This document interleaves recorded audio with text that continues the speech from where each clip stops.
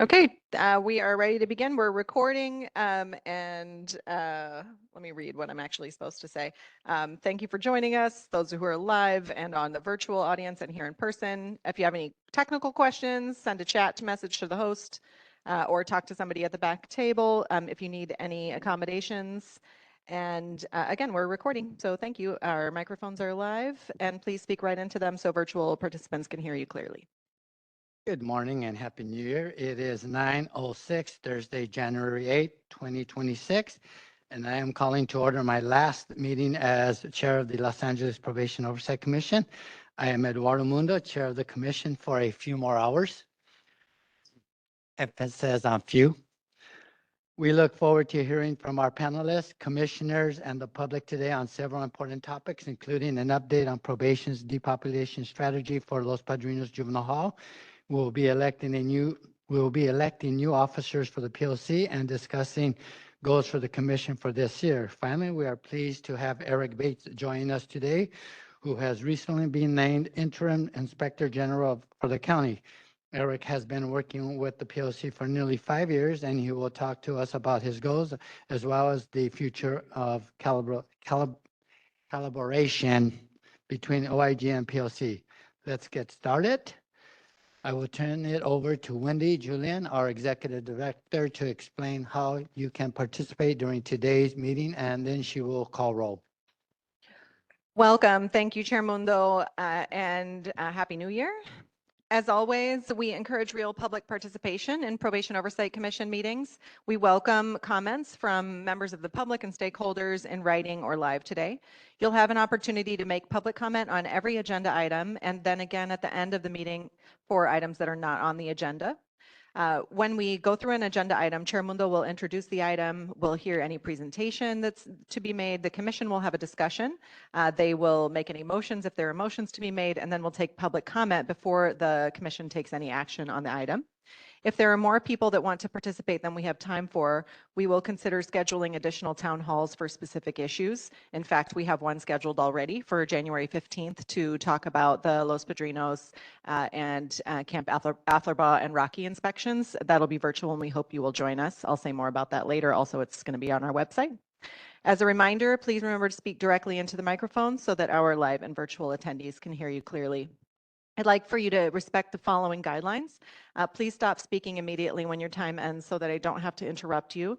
Please make sure your public comment relates to the subject matter of the item and the Probation Oversight Commission. Remain respectful of each other and the forum. It's easy to participate if you're here in person. You just walk up to the podium and you may speak directly into the microphone. If you are online, you need to be on WebEx in order to participate. You can't participate by watching on YouTube. Use the little raise your hand function on WebEx by tapping the hand icon, and we'll add you to the list. If you're calling in and you are calling in on WebEx, you need to dial *3 on your phone to activate the raise hand feature, and then we'll call on you with your phone number. You may have to unmute yourself by clicking the microphone button or dialing *6 on your phone to unmute yourself. Everyone will have 2 minutes today for each comment unless the chair determines otherwise based on the number of commenters. If you'd rather make your comment in writing, you're welcome to send us an email to info@poc.lacounty.gov. We'll put that in the chat. Please do not send your public comment in the chat. The commissioners will not see it, only the host will see it, and it won't be logged as public comment. If you need any accommodations today regarding materials or making public comment, please talk to Janae or Jennifer, who are in the back of the room. Our meeting is being broadcast live to our YouTube channel. As I said, there's no engagement on YouTube with the commissioners, but you can subscribe to our YouTube channel to watch the live meetings, recaps, and recordings. Please also follow us on social media so that you can get information about our meetings and invite others to attend. We're on Facebook, Instagram, Threads, and Blue Sky at LA County POC. Buenos días, bienvenidos, feliz año nuevo a todos. Ya hemos iniciado la conferencia aquí en persona y también virtual por WebEx. También estamos grabando esta reunión y nos puede sintonizar en YouTube.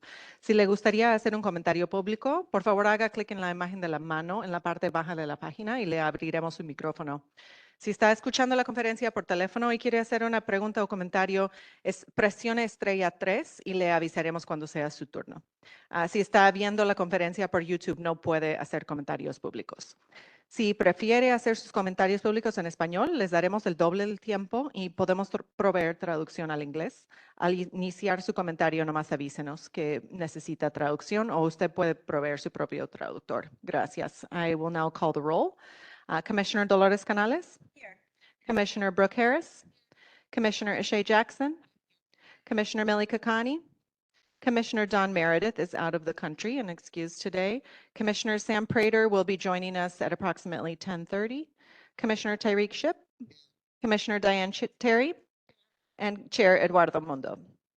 Chair Mundo, we have quorum and I will turn it over to you.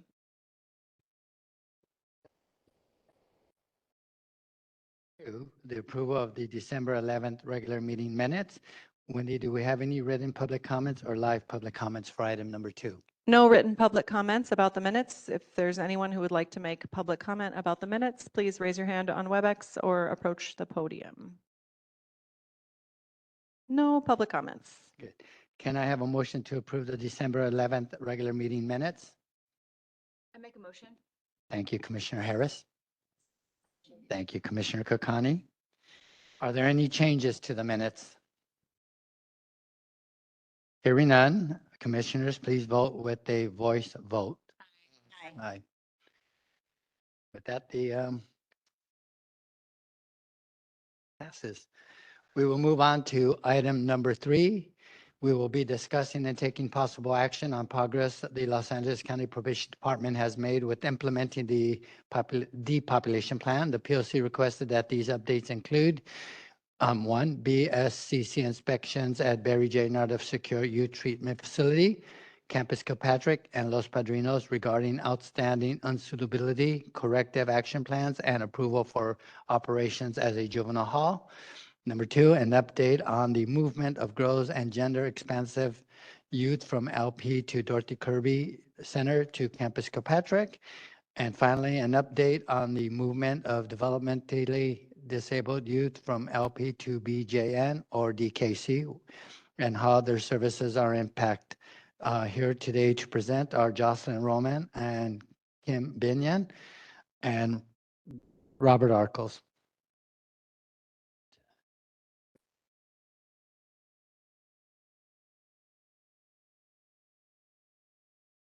Thank you, Chair Mundo, and I know you put a little emphasis on your last meeting, so congratulations on getting through the year, and Happy New Year to the commissioners. And with me today, as mentioned, is Deputy Director Jocelyn Roman, who oversees our facilities, and our Superintendent Extraordinaire, Kim Binion, who oversees both CVK and Dorothy Kirby. And before I turn it over to them, I just wanted to really cite the work of Superintendent Binion and Director Catherine Bay.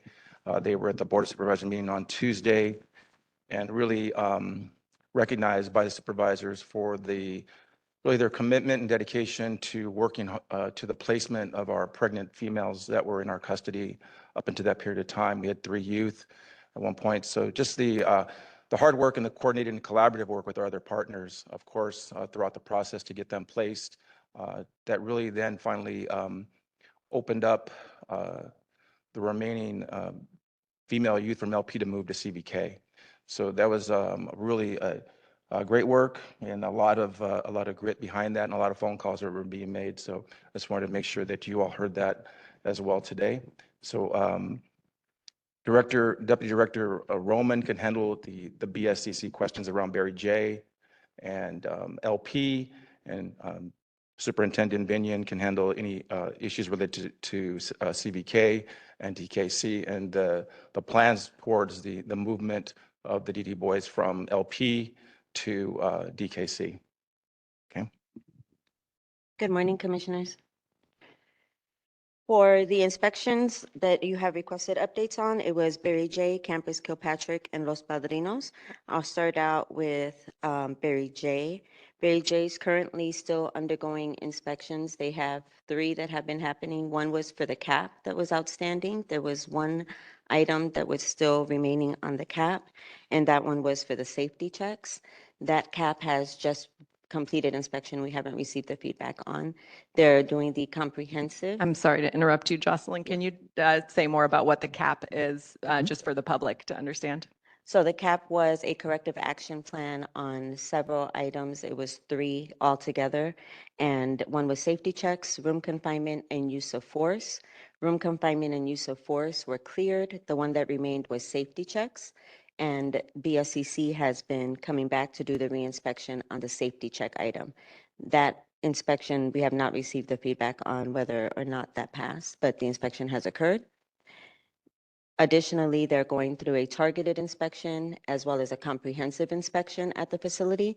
BSCC has been on site doing that. We just uploaded some more documents. BSCC is reviewing those documents. So those inspections have not been completed. So we can't give any feedback on. We haven't received any written documentation. Can you just clarify, are you talking about the SYTF or the juvenile hall portion of Barry J, or all of it? Both sides of the facility are in the middle of inspection, yes. So that's for Barry J. For Los Padrinos, as you already know, Los Padrinos had several items that were found unsuitable.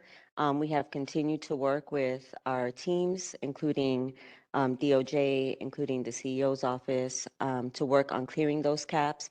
We gave some updates yesterday internally as a team. It looks like we're going into a lot of, or we have been in a lot of monitoring. We're working closely to make sure that we're uploading documents, we're reviewing, we're checking to see where we are in terms of our improvements and to getting compliance, and preparing for our request for a reinspection from BSCC. Those were for the public for some reminders on what those were. It was room confinement, use of force, restraints, discipline related to BMP, clothing exchange. A lot of it pertained to documentation. So we've been going back and taking a look at it. As you also know, we had a change in superintendent in the middle of that. She seems pretty confident that we're moving in the right direction. The team overall seems pretty confident we're moving in the right direction. The feedback that we've received from DOJ has been that we're making progress. We're showing some notable improvements. So we're confident that we are making the progress that's necessary and preparing for a request for reinspection. And those were for those two. Ms. Binning can give updates on campus Kilpatrick. No, yeah, you probably need the mic, Ms. Binning. Good morning, Commissioners. Update for the movement of girls and gender expansive youth from LP and eventually DKC to Campus Kilpatrick. A total of 37 youth were transferred from Los Padrinos to CVK. The youths were, the transports were safe. There were no issues to report. Staff are highly engaged with the youth. The program providers are rendering services at CVK. School and visiting has been taking place. The youth are regularly transported to court or their health appointments. We also have on-site medical care provided through JCHS. Our mental health services are provided through DMH. We have partners such as DYD. We have Young Women's Freedom Center and Beloved Village that we work with. And SAFC also provides services at CVK. We have conducted a Meet the Managers town hall. I believe it was 3 in November and 1 in December, where the managers have met with the parents and guardians. This is during visiting. And we've received positive feedback from the parents. They really do like engagement that their children have expressed to them that they've had with the staff, and they really do like the campus itself. It's a beautiful campus, and they feel that their child is safe. Intakes, it is a absolutely new process for CVK. We have had 16 admissions since we started taking intakes December 18th. 8 new charges, 2 out-of-county warrants, 2 probation violation, 3 warrants, and 1 court remand. Staff are being trained by an experienced IDC officer on a weekly basis, and IDC at LP has been a tremendous help whenever we call with questions or just even to guide us through the process, they are absolutely open and willing to do so. So they have been instrumental with assisting us when we do have questions. Right now, our POP is at CVK is 29 youth.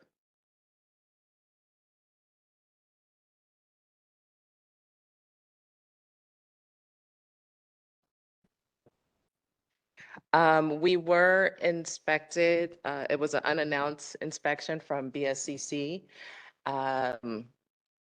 The second day we opened, and we did have a corrective action plan, and it was just approved this week. So we will work to get all of that paperwork and all of that documentation and processes in place. Okay, thanks, Chair Mundo. I just wanted to make sure that when I was speaking about the work behind the placement for our pregnant female, I want to make sure I thank Dr. Galley and Dr. O and JCHS. They did a lot of work to get the registries up and running so we could have 24/7 coverage at Campus Kilpatrick. And now that we are in that position, we can move to the next phase with the move of the girls from DKC. And our goal is by the end of next week to have those girls moved to CVK, which will then open the opportunities now to work on the DD boys from LP to DKC. Great. Commissioners, any questions, comments, concerns? Can you tell us more about the cap that's in place that you guys are working on? What are some of the details of that and what the strategy is to address the concerns from the BSCC? For Kilpatrick, sorry, this is for Mrs. Binion, or Ms. Binion, sorry. Yes, the majority of our corrective action plan was the physical plant, so Title 24 items. We updated our holding tank. We made an intake shower for in order to admit youth. So there are some inspections that need to be done. Yeah, there's just inspections that need to be done regarding the physical plant. Another part of the corrective action plan was to update our operations manual to communicate the changes that have taken place from it being a SYTF step down to an actual juvenile hall. So we updated our operations manual, and that is primarily it.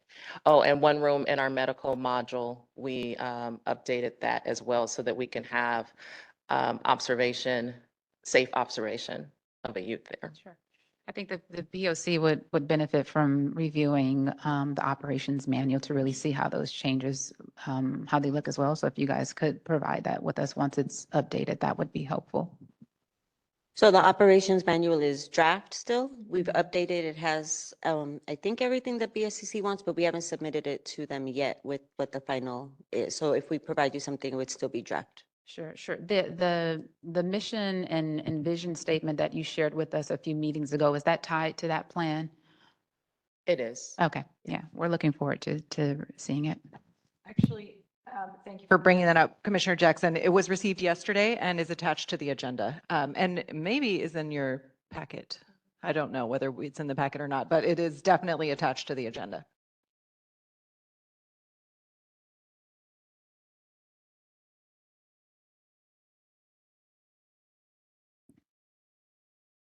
Commissioner Harris?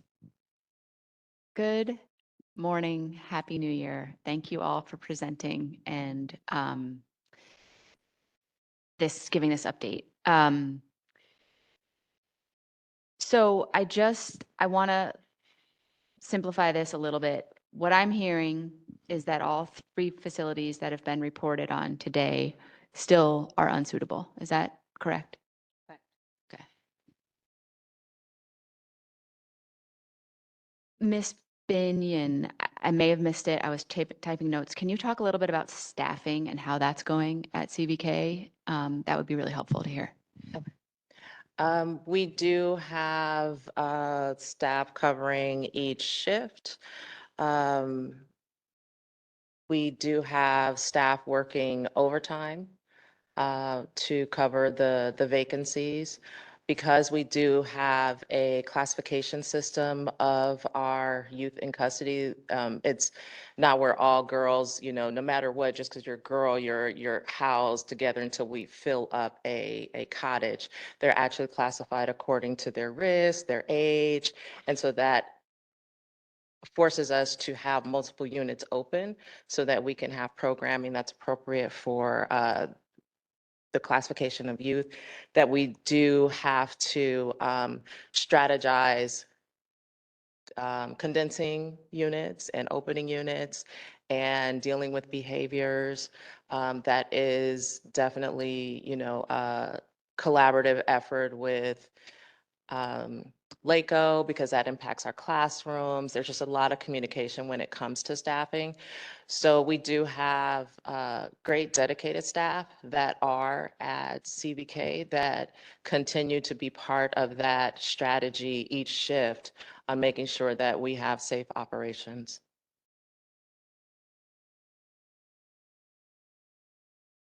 Additionally, for the transfer of youth that were pending from DKC, we will be transferring staff over. They're getting noticed that they have requested, they're on the list that have asked to go to Kilpatrick. So we're not just picking staff that don't want to go, but they will be transferring over to campus Kilpatrick. Notices coming for them, and they're anticipating the transfer. Many of those staff were actually at Scott when it was a girls' camp, correct? Some of them are from Camp Scott. I went in there and I recognized some from when I was a soup there. So yeah, Yeah, that's a good group. yeah, absolutely. Commissioners? Commissioner Terry?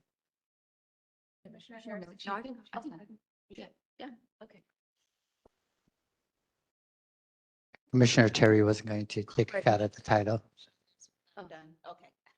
Can you speak a little bit more to programming at DKC, I'm sorry, at CVK and also at Barry J, all the facilities, in terms of what's the status of programming? I know that there's programs in place, but just in terms of, I know part of this plan, there was the intention to have like thoughtful programming by program and all of that. So can you speak to that as well as how you all are gauging how the youth are doing and how they're feeling about all of the movement? So for CVK, that first week, we definitely have programs. We have our credible messengers that are there every day. Million Little is quite popular. They are very engaging with the youth. We have, oh gosh, I'm drawing a blank on the actual names, but we do have the programs that were at Los Padrinos that continued at CVK. We also do engage with the youth, trying to do sports programs because we do have former pro athletes that are staff there. So the staff are proposing different programs that they want to implement. And it's really just finding the schedule, the days, and how to fit in those programs. We have DMH. We want to implement yoga. We want to implement our gardening program. The inclement weather does impact that. And I know that we have a dog program that is scheduled to start with us this year, hopefully in the next couple of months for our girls. And once we get the post-dispo youth there, we will definitely expand our programming, our vocational schools, our vocational programs. We have a hair program where they can actually get certified in cosmetology. We're also looking to get someone in who can certify for esthetician to do eyelashes. One of the staff proposed a barbering program because we do have youth that are interested in that as well. So it's really just getting the interest over to Director Newble so that we can get them in the process. But we have a lot of people that are interested in going to CVK, even though it's far. Can you expand a little on the education? Is LACO completely staffed, or are you having to rely on substitutes there for the school portion? I haven't dived into whether they're full-time teachers or substitutes. I can find that out, though. Okay. And is school being disrupted in any way? I mean, Disrupted. is it happening daily? Oh, yes, Oh, yes. It perfect. happens daily. Great, thanks. So if you recall, I mentioned at one of the meetings, Campus Kilpatrick has actually 2 Teachers of the Year that are permanently assigned there. And due to the low pop, they don't have quite as many classrooms. So I think that they probably run off of 5, something like that. And when I went, I know I saw at least 3 permanents. So they do have a permanent footprint in that facility. Random from when I was there. For the other facilities, talking about programming again, I want to say we made some changes, as you're aware, over at Barry J. Nydorf. So we added Nathan Martinez as an assistant superintendent over the general population. And Lucas Martinez is the assistant superintendent over the juvenile hall portion. Together, they have been talking to kids and collaborating on some ideas that they have about what they can do to enhance programming. Nathan actually was part of BNP way back in his day. So he has some ideas about what they can bring in, and we'll continue to work with Ms. Newble on what they do with the youth. Additionally, we added Jesus Corral to the group for programming. He's had some off-site meetings to discuss programming with some other organizations to be able to bring them on. So within the last month or 2, we've had a lot of collaboration about what the kids actually want and how to bring those things into the facilities. So that continues to work. The Barry J. Nightdorf has 27 groups that are happening. We just went over what the last list was. LP has 42 providers and CBK has 18. And some of those are internal groups. So we mentioned, she mentioned DMH. We know at Kilpatrick, DMH does the DBT groups. They have already been calendared to start the yoga program. So there are things that are occurring that are not necessarily external partners that are doing it, but some of them are internal partners. We have been seeking some collaboration with our staff that are permanent staff to actually get them to do the program, put it on calendar for things that they're interested in doing. That requires consistency, obviously, right? If we're going to say that you're going to do pottery, you have to make sure you're going to your program in your unit to be able to do that. That's one of the things that all managers throughout all facilities have been challenged to do within this first quarter, is find out how I can support the staff that have ideas and how I can help get those implemented into the facilities. We mentioned before, staff shouldn't come out of pocket for things. We need to be able to support that a little bit better. They've been doing it. We just want to find a way to actually support it and put them into the units consistently so that the kids know that that actual program is going to happen on the days that it's supposed to happen. So working with all facilities on that. Just a quick follow-up to that. How does that work if I'm staff and I have a program I want to implement, but then given the shortages or people needing to, I don't know, how does that work? If I'm staffing my unit, am I also doing programming for that unit, or am I going somewhere else? You're doing programming for your unit, right? It's part of our probation duties anyways. We're always engaging, we're always talking. If we're saying we're having a day room, what are we doing in the day room? The board counselor controls that, right? So it's up to us as the facilities to say, I need to send Ms. Roman to Unit L because she's on calendar today to do something in Unit L. So it's our communication that has to be good for that, to make sure that even if we have to make adjustments, we know that you need to go to that unit for that specific reason, which is why it has to be calendared. And we know that it's a staff that's doing it. It's a little bit easier to do that at a small place like Kilpatrick because, you know, it's much, much easier than a larger facility. But I think we're capable of doing it. I know that we have done it. And you can see the benefit of that. DOJ brought up one of the units over at Barry J, where the staffing is very consistent and the kids are benefiting from that, right? The staff know, the kids know, they're bringing in, they had elf on the shelf. Like the kids really knew that that staff was going to move their elf. I mean, I was really impressed with the fact that they were doing things like that within the unit, engaging the kids in very things we do with our own kids at home. But it takes consistent staffing, right, to be able to do things with them. So we're working on getting the ideas directly from the staff. BNP over at Barry J and LP. Mr. Martinez met with the team over at Barry J, I met with the team over at LP about our expectations that they be able to push into the units and actually help with programming. If you're part of the BMP team, you have to believe in rehabilitation. You have to believe that these kids can be engaged, and you have to be open to ideas of engaging them. And my expectation is that they do push into those units. And if you are capable of doing programming and you're on that team, and Mr. Arcos isn't quite as capable, let me stand by Arcos and help Arcos become a little bit more capable of pushing some of his ideas through. So it's a little bit about how do we coach up those people, but we're definitely honing in on it. We definitely know that it's important, and I believe at both facilities, the big ones, we have the right people in the places to be able to push it forward. Just to piggyback on Commissioner Terry's question, do you distinguish between programming and activities? Yes. So the staff, the programming that they're recommending has some kind of write-up that kind of shows what the. Absolutely. So that's what I've been asking for. I want something that tells me what are the outcomes of what you're doing. And I've asked that from a lot of people for years, right? Because sometimes people say, oh, I have this evidence-based program. And it sounds good. It's catchy, right? And my program is evidence-based. Okay, well, what are your measurement tools, right? How long does a kid have to be in the program in order to get this outcome? It's not always required for that. If you're a staff who's interested in doing something with the kid and they just like it and it's engaging, then that's good too. Yeah. But I want to see what the write-up is on what it is that you're proposing to do.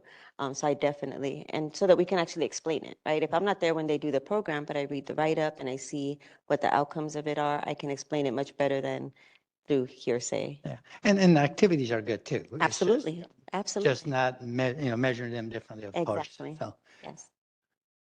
Commissioner Jackson, Yeah, followed by Commissioner Kokani. I have another question for Ms. Binion. Can you say more about the climate, the climate in the cottages? I know that we were talking about some pretty like contentious conditions before the transfer. I really want to understand more of like how the girls are responding to each other. Are there fights? Are you activating youth ambassadors to sort of partner with to kind of keep the tone in the cottages balanced? Can you just say more about all of that?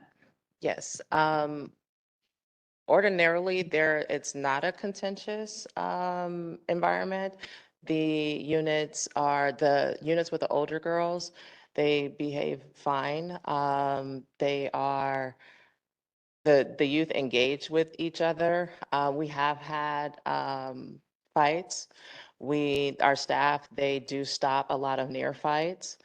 Even in school, the units, our staff are very quick to act to stop the fights. As you know, we don't have OC spray, so the staff do engage with the youth and they talk with them and they talk them down.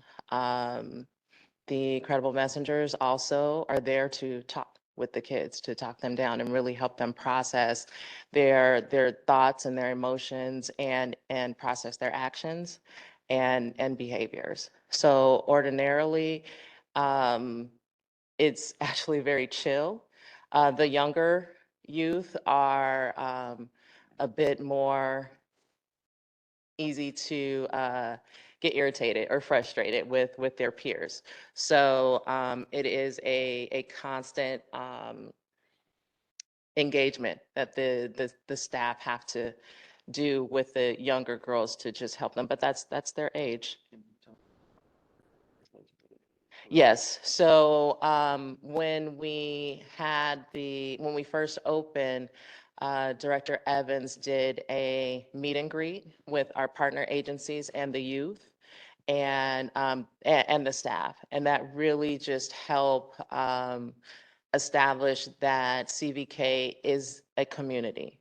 That was actually one of the very first things that the old CVK staff were concerned about, is making sure that the community of CVK continues. And that's what I continue to hear. And that's our goal, is to make and keep it a community. It's not just probation. It's not just DYD. It's everybody playing their part.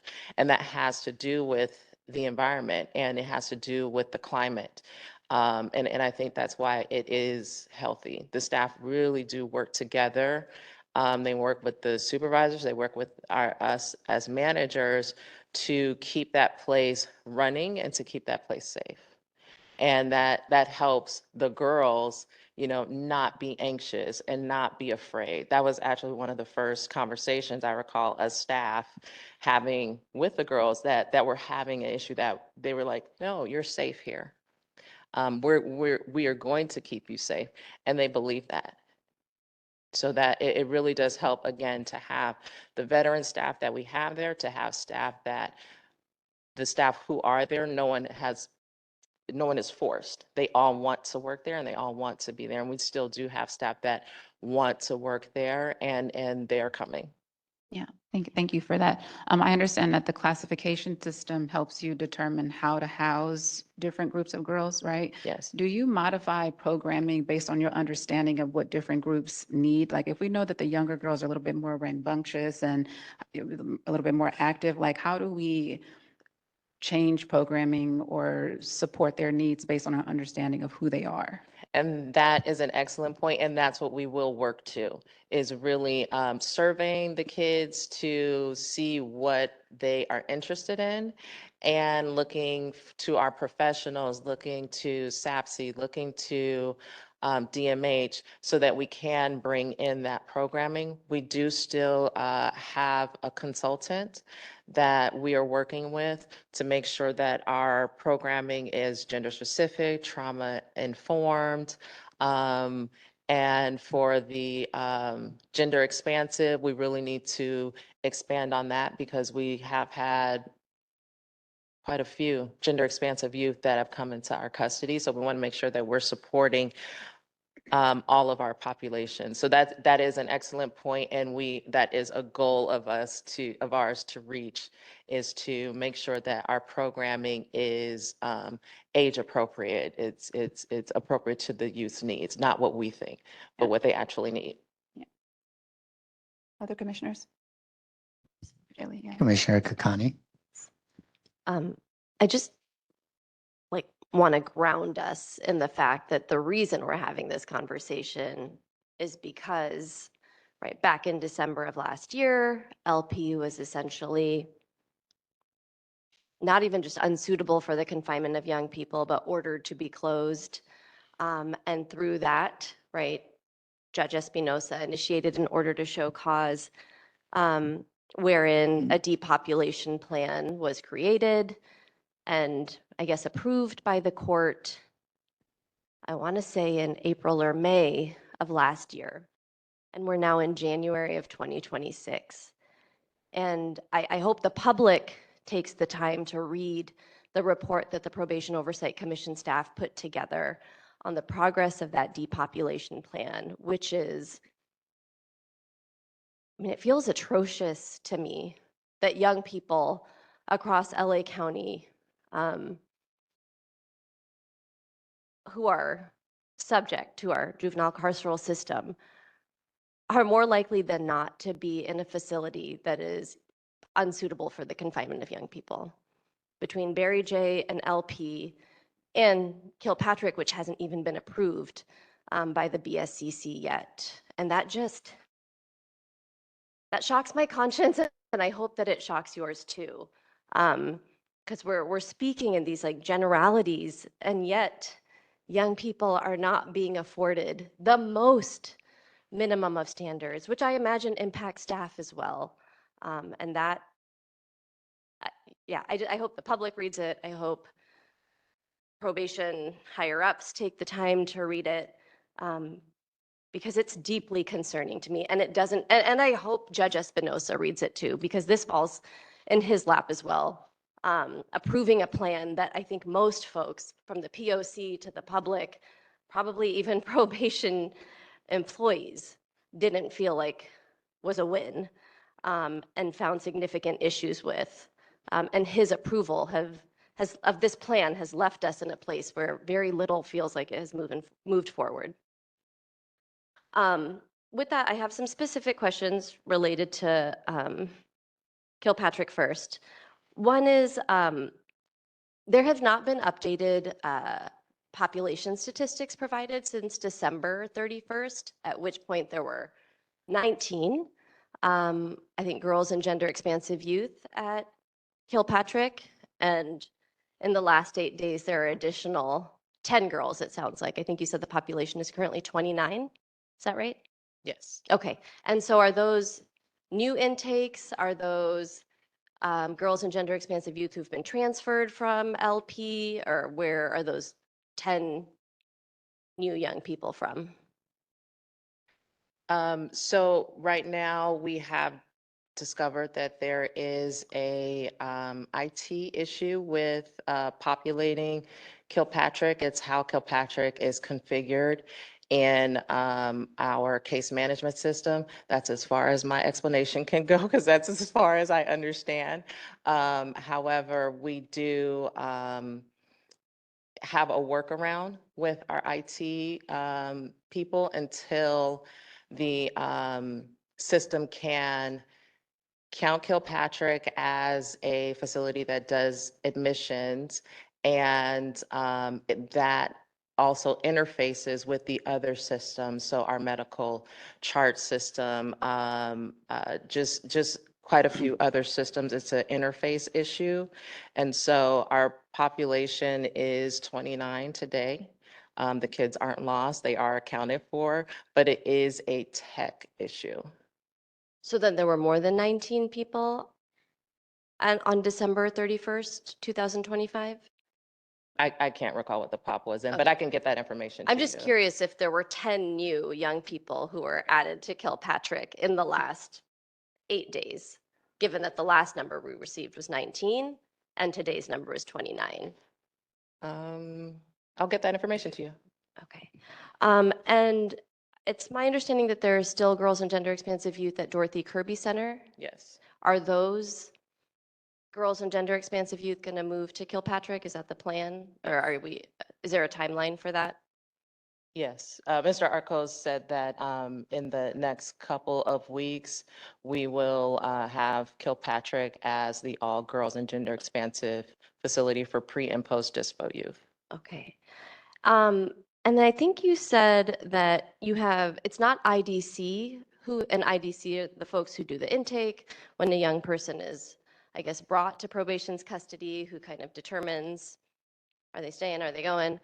So you don't have IDC staff at Kilpatrick, is that right? And so you have new staff who are kind of holding the work of what was traditionally held by IDC staff? No, IDC at Los Padrinos take the booking clearance calls, and they still do their part. Okay. And once the youth is cleared to book, they notify the transporting officer, the transporting agencies, the local law enforcement to transport the youth to Kilpatrick. So when you said that Kilpatrick staff was receiving weekly training from IDC staff, what training were you referencing? How to complete the admissions process, the questions to ask the parents, because eventually we would love to take on IDC duties and responsibilities. So that is part of that process, is training our staff to do so. And the court process, again, making sure that the calls are provided to the youth, provided to the attorneys, just a lot of information that CBK ordinarily did not do. So we want to make sure that we comply with the juvenile hall standards. And because IDC, they do care that we're successful, we have an arrangement for one officer to work shifts up at CBK to train us. So there's always an IDC person or just you, or it's once a week, you were saying? It's once a week. Okay.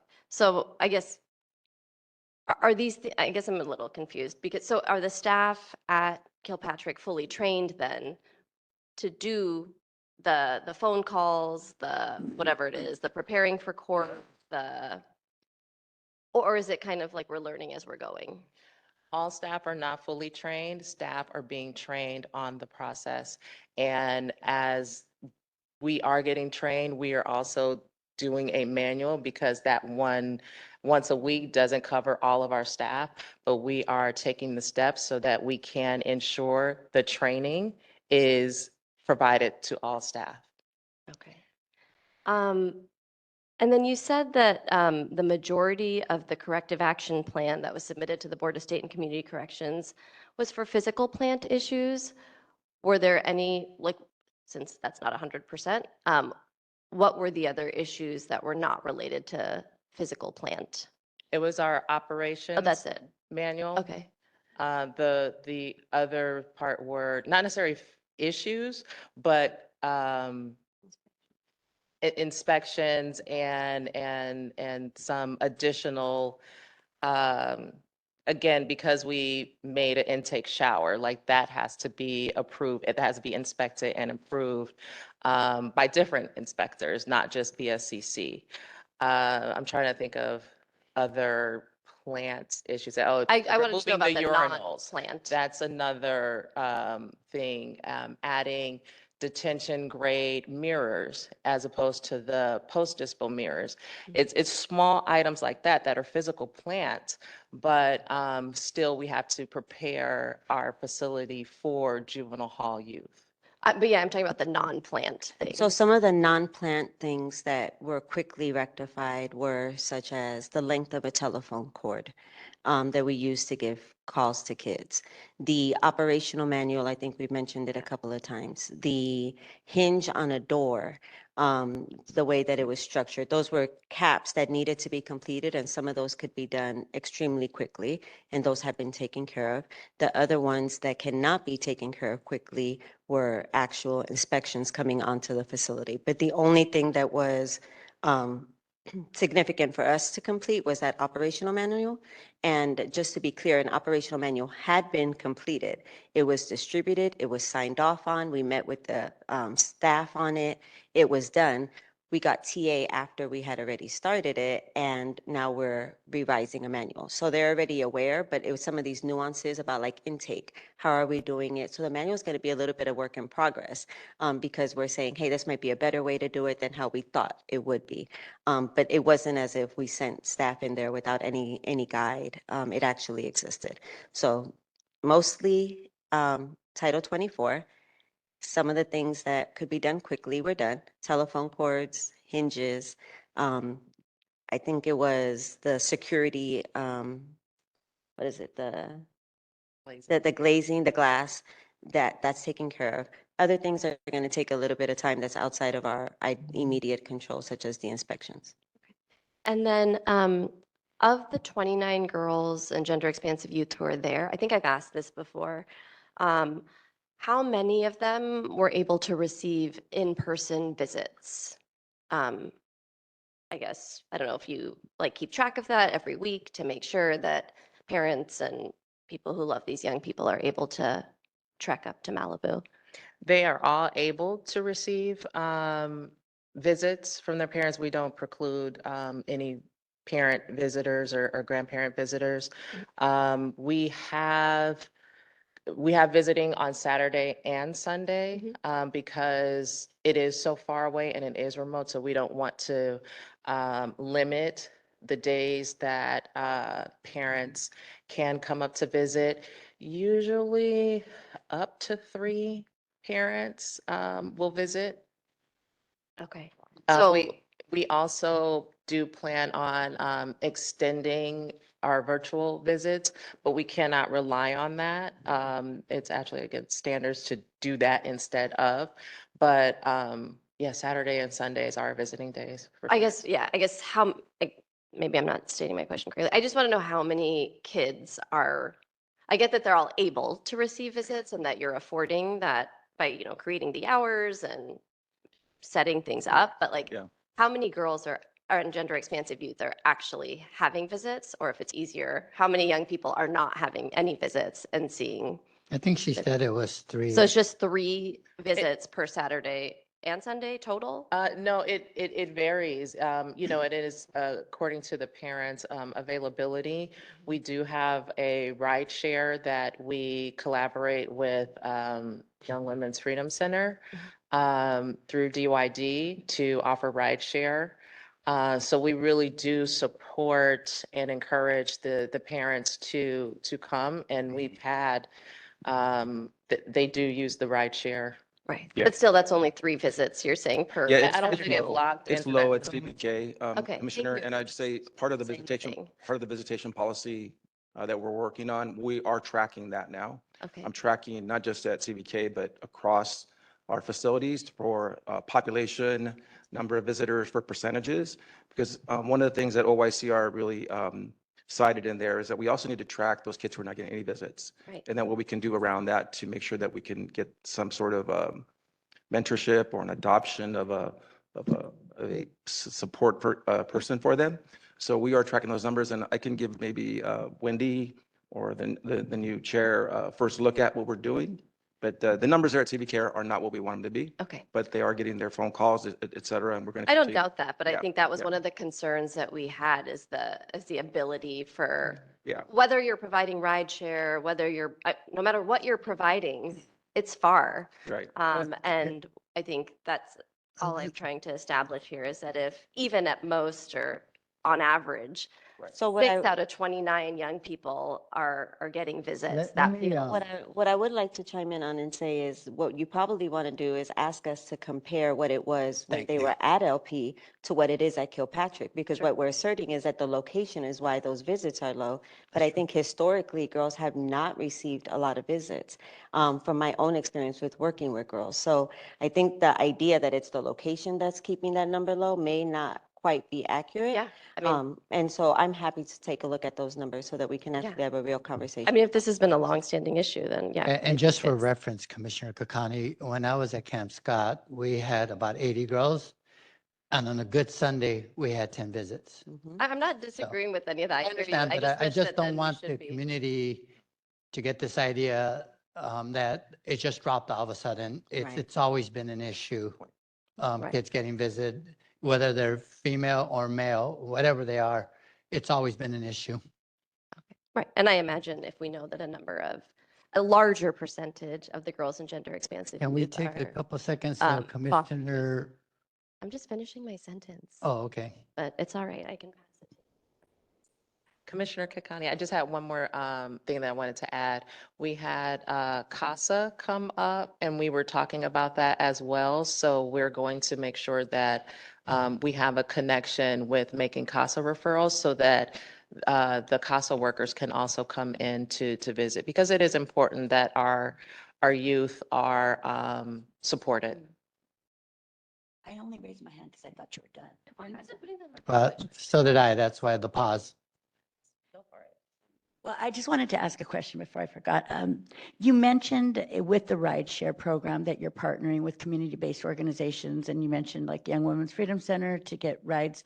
And so I'm wondering if we can get a report from Young Women's Freedom Center of what their strategy is, how many connections have they made with family members, how many family members have they actually transported, and their part in the responsibility as well, since if I'm understanding correctly, right?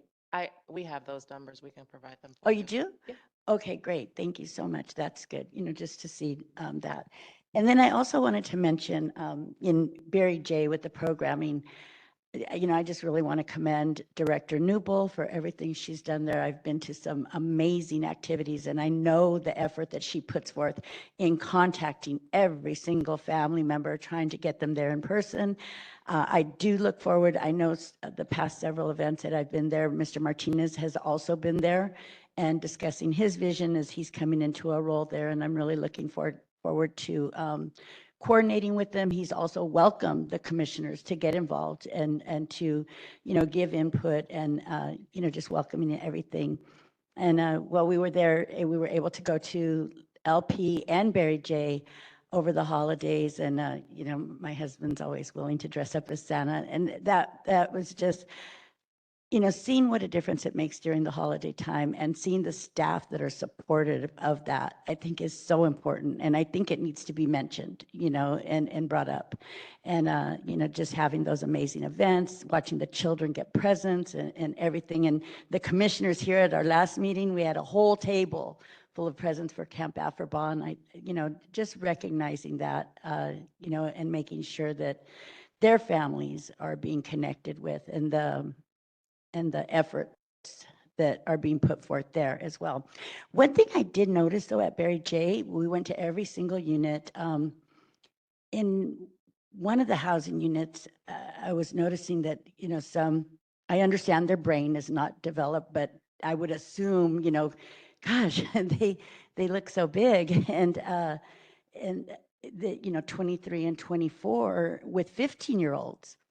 And so I mentioned it and they said, oh no, Barry J doesn't separate by age. And I said, that's kind of a big person to have with a 15-year-old. And so I'm just wondering, so they just combine 15 through 24 together? There is no separation of like 18 through 24? So there are separations. We have housing criteria. I would really want to take a look at what unit you were in to see what that may have been. Some of the specialized units, like the DD unit, there are other criteria that are taken into consideration for that unit. But I would really want to take a look at what specifically you're referring to, because we do take age into consideration. Okay, yeah, because I kept asking the staff, I said, they're not telling me the truth, right? And then then the other staff said, no, that they do mix them. And I'll be there again Sunday, but definitely, yeah. Yes, please. I would definitely like to look into it a little bit more. Size and stature is also something that we take into consideration. Sometimes we assume like the 14 and 15-year-olds should be together, and sometimes there's a 15-year-old who's really developed as an 18-year-old and meets some other criterias. And so we make some adjustments off of size and stature sometimes. Thank you. Oh, and I did want to mention, thank you for bringing up the programming and the events that were happening. Both locations all locations, let me not just say both. All locations were doing events for the kids over the holidays, serving meals and doing other things. We did events for the staff as well, to acknowledge them and celebrate them during the holidays. Every facility adopted families from the communities, from DPSS, in addition to the things that we do for our own kids. So we're really working on not just working with our own kids, but doing things outside. Hoops for Justice will be at LP this week, and when is it? Saturday. Sorry, Saturday. And Ms. Mitchell will be there. Supervisor Mitchell will be there meeting with them. We have one of our youth that is in her district and has some ideas. And so she'll be coming through to hear the ideas from the youth.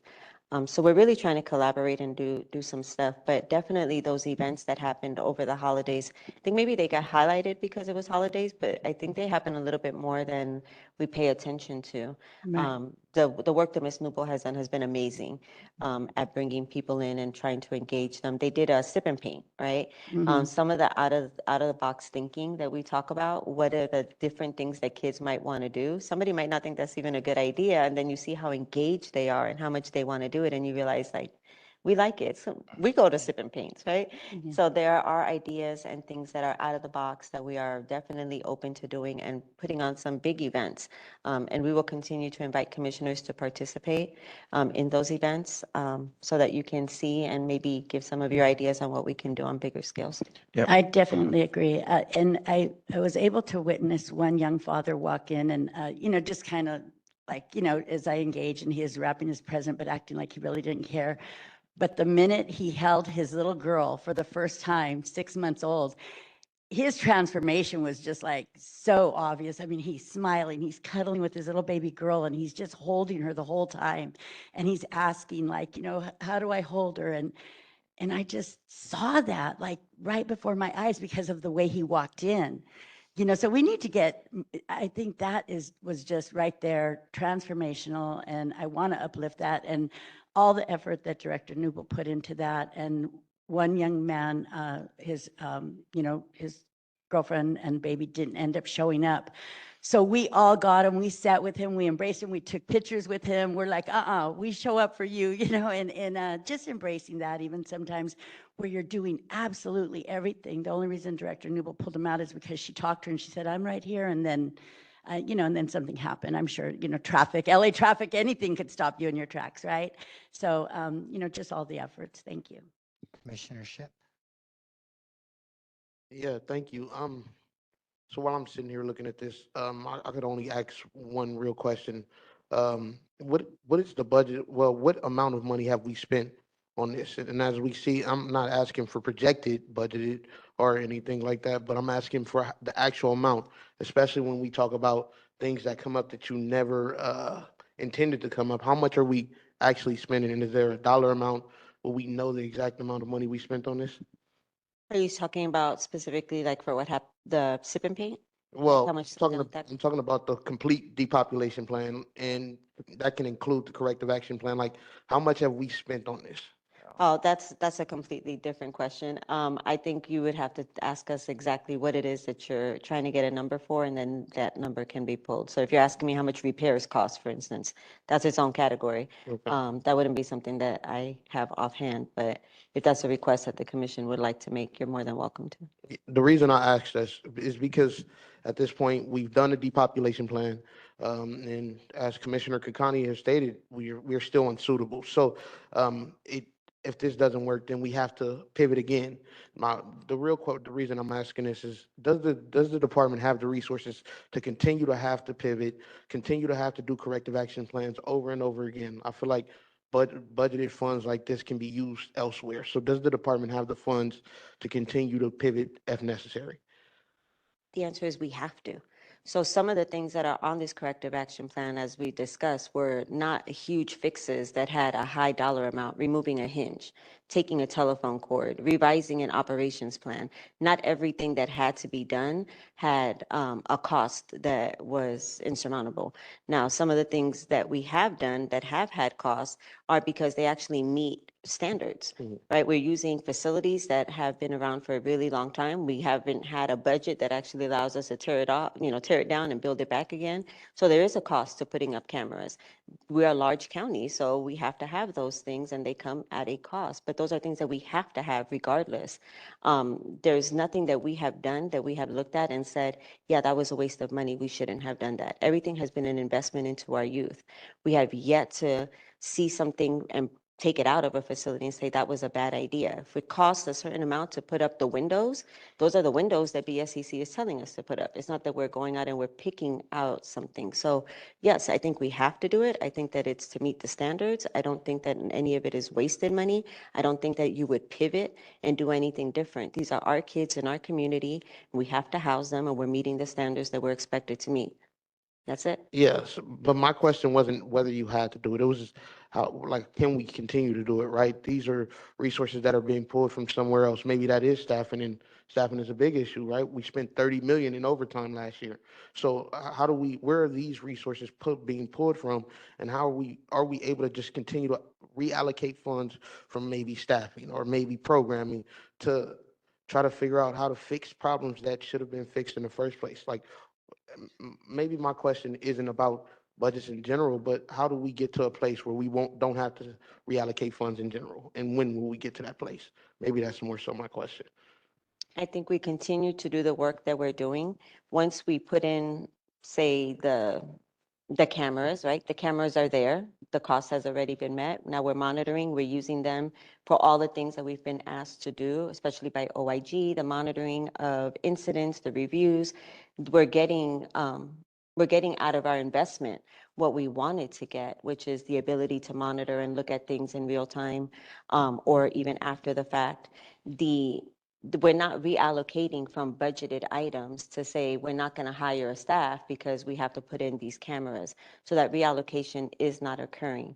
The county has the budget that we have been allocated. We've been using the money accordingly, and we're doing it for the good of the kids. When we say, what could we do differently? We're not keeping more kids in custody because we want to use the windows that we put in place, right? We've been releasing kids. We've been turning kids away based on the criterias that we have. We're still servicing the community. We're still doing the work that we have to do. We're not doing anything different because we have had to make adjustments to meet these standards. The standards are there, and we're getting a lot of oversight from different agencies and a lot of asks. And the things that we're doing are to meet the asks. And we're not saying that the asks are wrong or that they're inappropriate, but they come with a cost. And so if we don't want to have that cost, then sometimes we have to go and reprioritize. And I think that that's come up before when we've said, well, why haven't haven't you done this? And we said, well, because we had to do this first, right? We're putting things in order and we're making selections on things based on where they fall in terms of our compliance. So I think we continue to move forward. I think we continue to look at it and make the best decisions possible, but they're not being made in a vacuum. They're being made to service our kids and making sure that we're taking safety of our staff into consideration, all of it. But it is for compliance. So I don't think that we are misusing funds in any way, but if there's a specific question as to how much something costs, again, I think that's a request that the commission can make and then go from there. I wasn't insinuating that the department is misusing funds. I'm just saying that where are these funds coming from? And if you can get us maybe a breakdown of how much this has cost, or where are these funds coming from? Like, what is the situation behind this? Because maybe this is beyond my knowledge, but I don't think that the county is planning to have to corrective action this many times inside of a year. And so I'm hoping we can get a budgeted amount or a budgeted sheet that tells us where the money is coming from and how much we spent, and not just projected, but actuals. Okay, thank you. Now we're into our meeting, and I think it's a good opportunity for the public to weigh in, or at least give them an opportunity if they're available. Do we have any written or public comments, Wendy? We do have some written public comments that were already uploaded to the agenda, and if there are any other written comments, please email them to info@poc.lacounty.gov. If we receive them before 5 p.m. today, we will attach them to the agenda and to the minutes and send them to the commissioners. So with that, we'll go to public comment. If you're online on WebEx, please use the raise your hand function, the little hand icon. If you're on the phone, dial *3, and that will put you in the queue. And if you're here in person, we welcome you to come up to the podium, and we'll take your public comment on this item, which is an update on the depopulation plan. I don't see any comments in the room. Let me see if I've got do we have any online comments? Okay, we have one call-in user. We're going to unmute you, and you need to dial *6 on your phone to unmute yourself.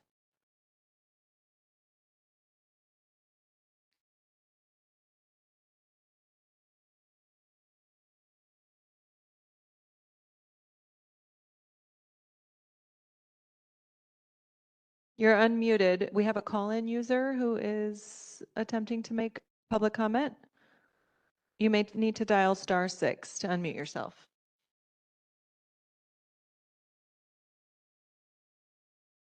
Okay, let's go to Lena Mallet, and then we'll come back to the call-in user. Go ahead, Lena. Good morning. I first just wanted to thank the POC so much for the POC evaluation of the probation department's depopulation plan. I think as an average person in the community, it's been a real challenge trying to track what has happened with the progress with this plan. And I feel like pieces of this evaluation were left out of the conversation, and I just wanted it to be heard publicly for folks who weren't able to read it. So I'm just going to read a few takeaways that I thought were really impactful for me. The first being that despite explicit commitments to depopulation and enhanced service delivery, probation's data indicate that population levels at Los Padrinos remain significantly higher than projected. And the total number of youth incarcerated has increased from 558 to 885 between the approval of the depopulation plan and the very last day of 2025. Secondly, wanting to name that the environment at Los Padrinos Juvenile Hall remains fragile since the implementation of the depopulation strategy and some challenges has increased. And I want to quote directly, in addition, indicators such as increased OC spray usage at Barry J. Nydorf suggest that population transfers may have displaced rather than alleviated operational and safety challenges from Los Padrinos to the receiving facilities.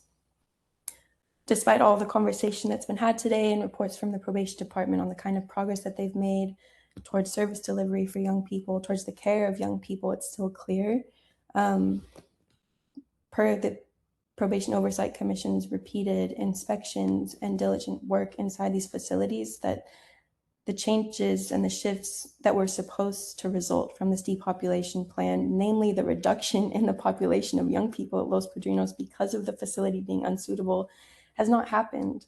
And it's terrifying and it's disgraceful. And I hope, to Commissioner Kakani's point, that Judge Espinoza, that the board and that others are noticing this discrepancy.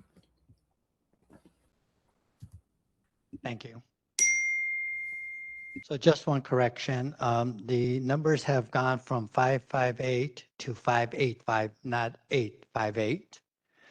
And so, and we'll give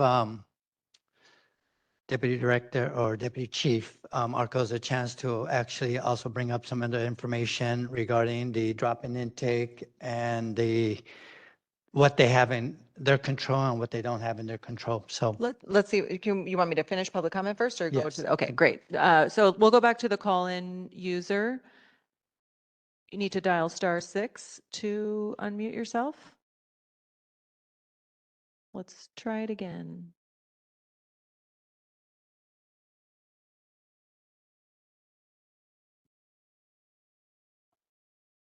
Okay, I'm sorry that the technical issues are not allowing you to make public comment. If you'd like to send an email to info@poc.la-county, we'd be happy to receive it. And we have an in-person public commenter. Welcome. Please begin. Hello, good afternoon. I wanted to know what the cost of housing these 585 juveniles is, first of all. And what are you guys doing about drug use in the facilities? And I know the staff has been an issue for a while. I have a friend that works there at one of the facilities, and he constantly has to miss his kids' events at schools and other events because he has to work so much. What are we doing about getting more staff into these facilities? Because I don't think we're gonna be completely dismantling the system. So you guys are gonna have to have employees working there. Thank you. Thank you, and thank you for that. Also, just so folks know, on Tuesday, the chief will be presenting at the board. I don't know if some of you will be there as well, but the presentation for that agenda item has already been uploaded to the board agenda and includes some conversation about staffing. So I would encourage folks to tune in to the board meeting to get some updates on that item specifically. Anybody else? Oh, sorry, I'm not following the protocol here. Okay, let's go to, so we have call-in user number 7. Your number starts with 323. You need to dial *6.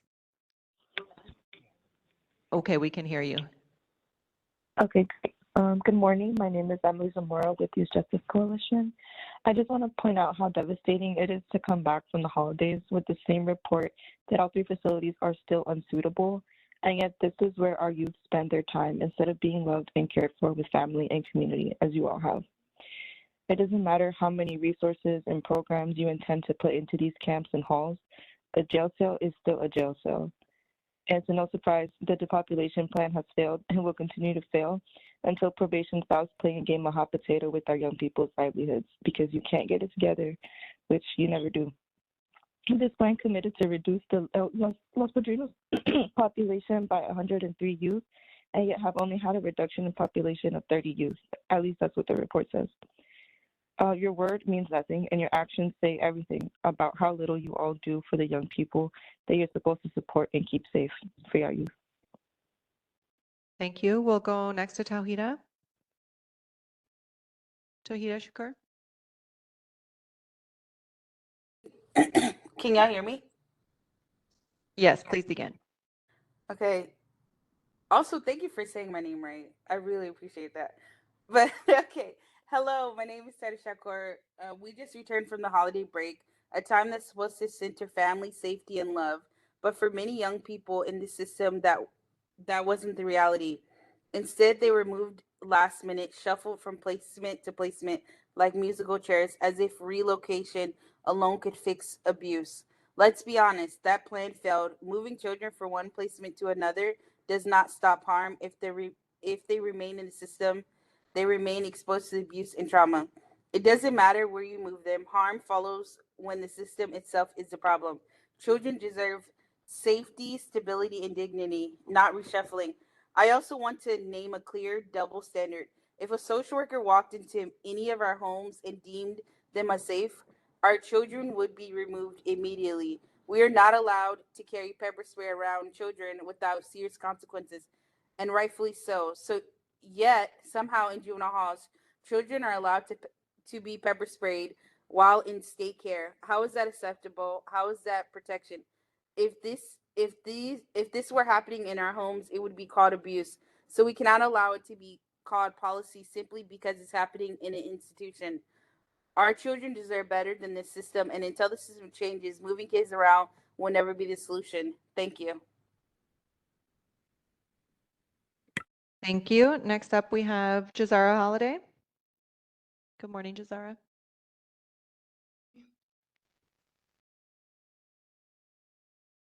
Can you hear me? Yes.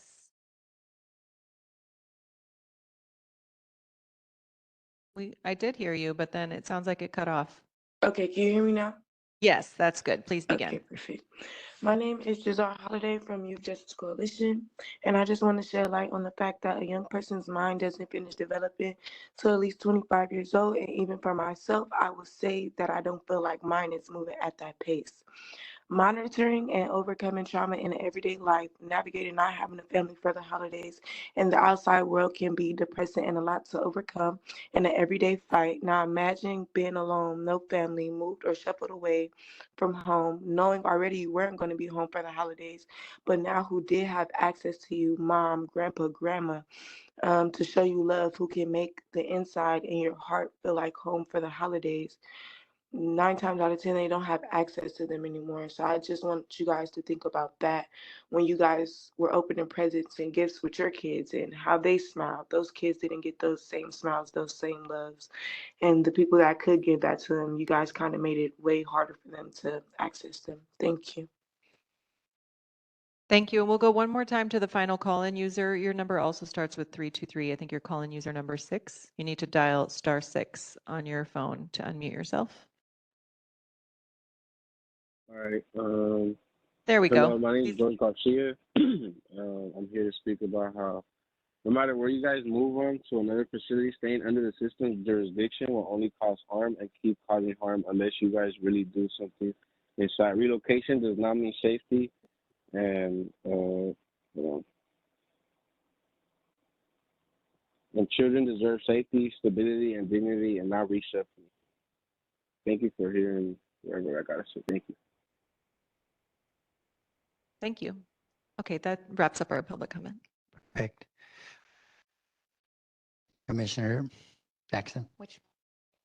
Oh, thanks again. And thanks, Lena, for highlighting your takeaways in public comment. I wanted to get probation's thoughts on our assessment. Obviously, there are vulnerabilities in the depopulation plan, and it seems that a lot of issues are migrating versus being mitigated in any real meaningful way.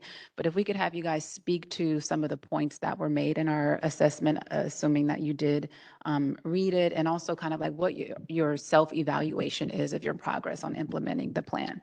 Yeah, thank you for the question, Commissioner. I think one thing I don't want to get ahead of it too much because the chief's going to speak next Tuesday to the board, and we just received this report yesterday. I know you also received reports the day before as well. So, just first takeaways from it too. There's a lot of things that I think that are not accounted for in the report that we need to take a better look at. I think both, not only us, but the commission as well. Is we don't know the progress of a law enforcement arrest during this last year. Are they up or down? We don't know the number of petitions that have been filed this year as well, up or down. These are the things that we want to dig into as well. But there's one thing that is, I think, very important to be stated here, though, is that there is a static number that we have no control over, and that is our transfer motions that sit at LP. We have approximately 50 youth that are sitting there that we have no discretion on, and they remain there. So that number will never change until there's movement and progress on their cases. So, and then one of the things also it's not, I don't want to split hairs on it, but for example, in one of the months that was reported that we're up to 300 at LP, And I think you all know this, so the population that comes in and out of Los Padrinos through intake is dynamic. It's not static. So for instance, that morning, that day, it was at 300, but by the end of the day, it was at 285 because there's constantly evaluations for CDP, or we get information on rejects that come through. So it's constantly fluctuating. So those are the things that we also want to look at externally as far as the strategy on the depopulation plan and it moving. There's also some peaks and valleys on that, on how we could, once we close Camp Page, how we were able to shift some of our staffing to help shore up some of our facilities so we could move people. We also were dependent on our partners. Again, no fault of theirs, it was hard to get additional nursing registry for CVK, so that held us up a little bit on moving our girls from LP a little bit more expeditiously like we wanted to, which then has the domino effect that we couldn't move our girls from DKC or our gender expansive folks from DKC over to CVK, so then we can open up the transfer of boys from LP, DD boys to DKC. So there's a number of things that kind of get thrown in the mix, and we have to pivot with each one, and we have to continue to look at those things. But those are the kind of the first takeaways. I know the chief will do a little bit deeper dive, and he'll be asking us to look at some of this data as well for him, so as we prepare for our meeting next week. Commissioner Harris. Mr. Arcos, are you not internally looking at this plan and evaluating doing that self-assessment about the numbers that you're seeing? I mean, you all published the depopulation, not you, but the department published the depopulation plan with these projected numbers. I assume there was thoughtful rationale behind the numbers and goals that you all wanted to hit. You have not hit the goals. You're very far away from the goals as I'm looking at the numbers. So I appreciate that we all got the report yesterday, or you got the report yesterday, but I would hope that you would be looking at these numbers pretty consistently, because you are constantly dealing with staffing issues. You're constantly dealing with BSCC compliance issues. Your facilities, you now have more facilities out of compliance because of this depopulation plan, as I understand it. Yeah. So you're doing more work to try to come in compliance with the state, the DOJ, et cetera, et cetera. So are you prepared to tell us today any reasons why the department is so far off the mark from the published numbers that you had put into the depopulation plan and the numbers as they stand as of December 31st? I don't know that I understand your question, Commissioner Harris, completely, other than to say that there's intangibles here, right? I just talked about it being static versus dynamic on population.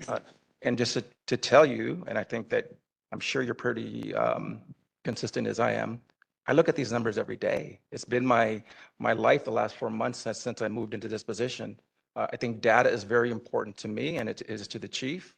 This is how we evaluate what we need to do and when we're not being effective, and how we can be more effective or efficient in restructuring either staffing or looking at different ways where we can lower the population. And as I've spoken to others on the outside of this before, is I think all of us here together want the same outcome. We want that population to be lowered. There's no doubt.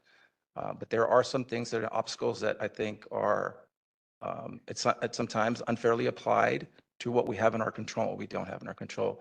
And I don't have a better answer for you on that, but I think I understand what you're saying, but we are looking at it. I'd like to say one of the things that we did do, because we are constantly evaluating and pivoting and making adjustments, is two of the items that the report shows as not being completed are things that we decided not to do at this time, which was moving the kids over to Camp Page that were pending going to camp. We didn't do that because we didn't find a need. The kids aren't waiting extremely long in juvenile hall to get to camp.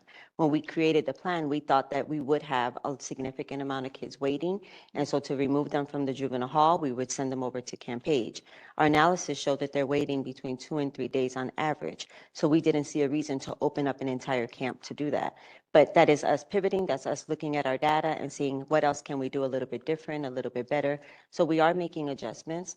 I'm sorry, Jocelyn, how many days are they waiting? 2 to 3. Oh, nice. Yeah. So we will continue to look at the information as we are. But when you're asking for things that we can say specifically to answer to, your questions regarding your report, I don't think we're answering the questions directly to the report, but we are constantly looking at it and we are making the adjustments and are trying very, very, very hard to decrease that population. And as you can tell, looking at the numbers, we're not taking in kids that we don't have to take. And that's part of the way that we're controlling that number. There's not a kid that I've come across on the list that I go, shouldn't have taken that kid. So we'll continue to look at the report that you provided. The chief is expecting an answer from us, obviously, with some feedback. But there was an example that I wanted to share with you, such as Camp Page. Their show is incomplete, but it's just something we decided not to do at this moment. If necessary, if we see that there's an increase, then we will reconsider it. So before we move on to the next item, I just had one question, and I really don't want to go into the weeds with this one. But I was really surprised at the 19 intake at Camp Kilpatrick. That's a big number. Will that data be shared by the intake reports monthly, or is that a separate data collection? Is it? Yeah, it's under, we separated it out where it's a CVK. Oh, and- perfect. and In front of it. yeah, Thank you. We're asking for that. And we've also asked to start including another classification on our population at LP, because I think we use a generic term like case pending, that we want to kind of sort that out to transfer motion pending. So it'll show those numbers. Oh, great, great. Okay, well, Commissionership. I know we've been on this topic for a little while, but I just probably have a very simple question. A few months ago, I asked the chief, what is the backup if this doesn't work? He told me he would get back to us, and he never did. Currently, is there a backup, or is this a plan that you all are willing to stick through, regardless of what happens, or unsuitabilities or anything? Is this a plan that you're willing to stick to by your guns on, or is there a contingency plan, a backup plan, or anything in place that the whole vision will pivot to, and that can address some of these issues as well? This is our plan and we're definitely owning it. There is no other pivot. These are the facilities. We're making the adjustments to them as necessary to be able to use them. But pivoting to a different plan, we just won't move forward. Now, making adjustments to this plan, that's a yes. But pivoting to something different, we're not in that position. Okay, thank you. So moving on to agenda item 4, we will be discussing and taking action on elections for the position of Chair, Vice Chair, and Secretary of Los Angeles County Probation Oversight Commission. The nominations have been posted to the agenda, and all 3 positions are uncontested. Commissioner Dolores Canales has been nominated as Chair, Commissioner Dan Terry as Vice Chair, and Commissioner Tariq Ship as Secretary. Executive Director Julian, will you be facilitating the elections and public comment? Thank you, Chair Mundo. And before I move on, I want to take the opportunity to thank you for these last 2 years of your service as chair in this role. I have learned so much from you, not just in the last 2 years, but since the beginning of the commission. I have a feeling that Nora Mundo, who many of you don't know, really probably wants to hit end on the phone a few times when we're talking about probation on phone calls. And I have learned about the ins and outs of the juvenile justice system, but more than that, about dedication to actual reform of the department. I think you have led with an extraordinary amount of commitment and consistency. We joke about the NAT approach, but it is actually, in fact, that level of consistency that I think has made a tremendous change for the commission. And I do actually mean it that I want to thank Nora, Eduardo's loving wife, who has been very tolerant of this fake retirement that he's in. So I appreciate it. I hope that Jack is not in the audience today to give public comment about his concerns that have been brought to him by Nora. But the dedication that these commissioners show on this commission is tremendous. And in the role of the chair, of course, that means something more. So thank you from the bottom of my heart. I know I speak for the staff, and this has been a learning experience for me, and I've appreciated sitting next to you, and I will look forward to seeing you transition into the role of commissioner. I think that's going to be exciting to watch. So thank you for what you've taught me. Thank you for what you have shared with us and what you will continue to share in your new role. I appreciate it. Thank you. Okay. Before I ask for a motion on the proposed officers, all of whom are running unopposed, are there any other nominations for officers from commissioners? Okay. Hearing none. I'm going to ask commissioners to vote separately on the candidates. I think that's the best way to do it. However, before that, we will take public comment. So just to reiterate what Commissioner Mundo said, we have, and I'll go in reverse order here. So Commissioner Tyreek Shipp, who is nominated for secretary, and you can see a link to the role of what those mean. What I think is great about that role is that the point of it is outreach and making decisions about how to do public engagement in the meetings and make sure the public knows what we're doing. And then as Vice Chair, Commissioner Terry, who has served diligently in that role for the last 2 years, who is up for re-election. And then Commissioner Dolores Canales as chair. Commissioner Canales has served on the commission since day one. There are a few of you left. And is the appointee of Supervisor Janice Hahn from the 4th District and has led many committees and served on many committees. And I think, as you heard today, has spent a significant amount of time actually in the facilities, meeting with everyone from young people, most importantly, to adults on probation, to the parents and families of young people, and to probation staff. So over the past 5 years has been actively involved in her work as a commissioner and served as an officer as the secretary and then vice chair. In the most recent, actually, have you been an officer since the beginning? No, There was 1 year where you weren't, but she's been an officer for 4 of the 5 years of her role on here. So with that, I will ask for a motion to elect Commissioner Canales as chair of the Probation Oversight Commission. There's a motion by Commissioner Jackson and the second by Commissioner Prater. And then we will do, we're going to do these 3 motions together. So 3 separate motions, and then we'll take public comment and then vote on them all 3 separately. So can I have a motion to elect Commissioner Terry as vice chair? That's Tyreek Shipp with the motion, and second? By Commissioner Kakani. Can I have a motion to elect Commissioner Tyreek Shipp as secretary? That's Chair Mundo, and a second? That you're going to have to arm wrestle over that one. We'll go with Diane Terry as the second for commissionership as secretary. I'd like to know if there's any public comment in the audience or online about the elections for Probation Oversight Commission officers. Come on up.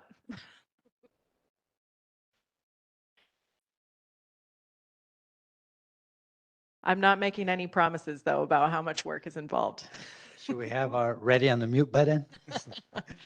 First of all, I'd like to thank the POC. The work you've been doing is impactful, to say the very least. And the future changes that need to be addressed are tremendous. But they will affect lives for decades. And I want to wish you all good luck, wisdom, and contemplation about the things you do and say and the moves you make. Congratulations, all of you. Thank you, Jack.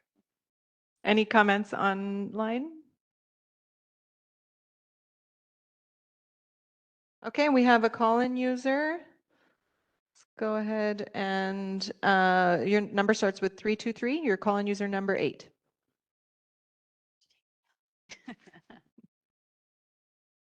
You need to dial *6. Oh, there we go. You can begin now. Hello, so I wanted to say a public comment earlier, but I'm not sure why it wasn't allowing me. Can I still say my public comment?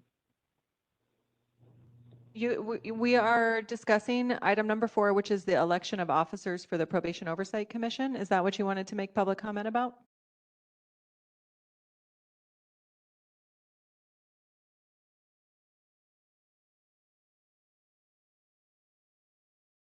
No, the public comment from earlier. I didn't hear that. Okay. Oh, okay. I would invite you to stay until the general public comment and provide your comment about that issue. Sorry that we missed you.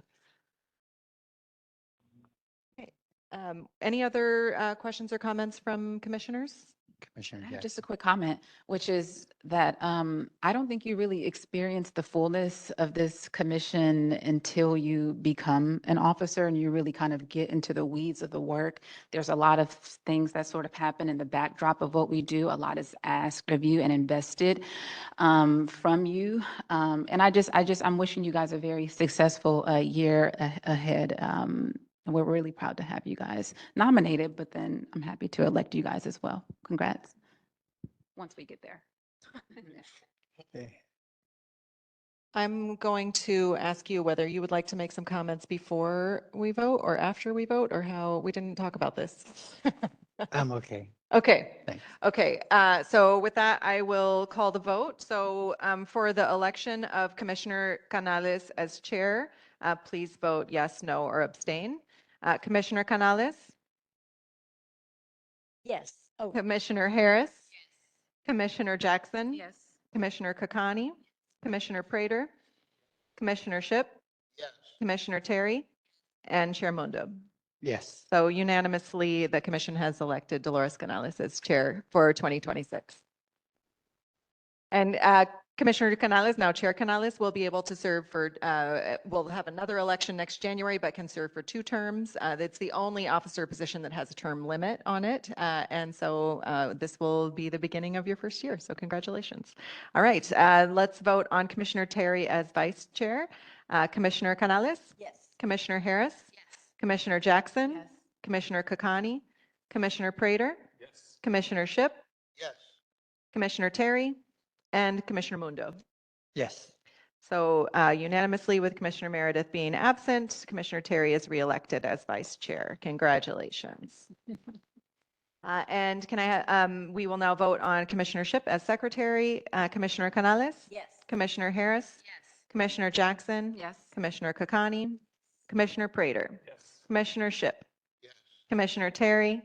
And Commissioner Mundo.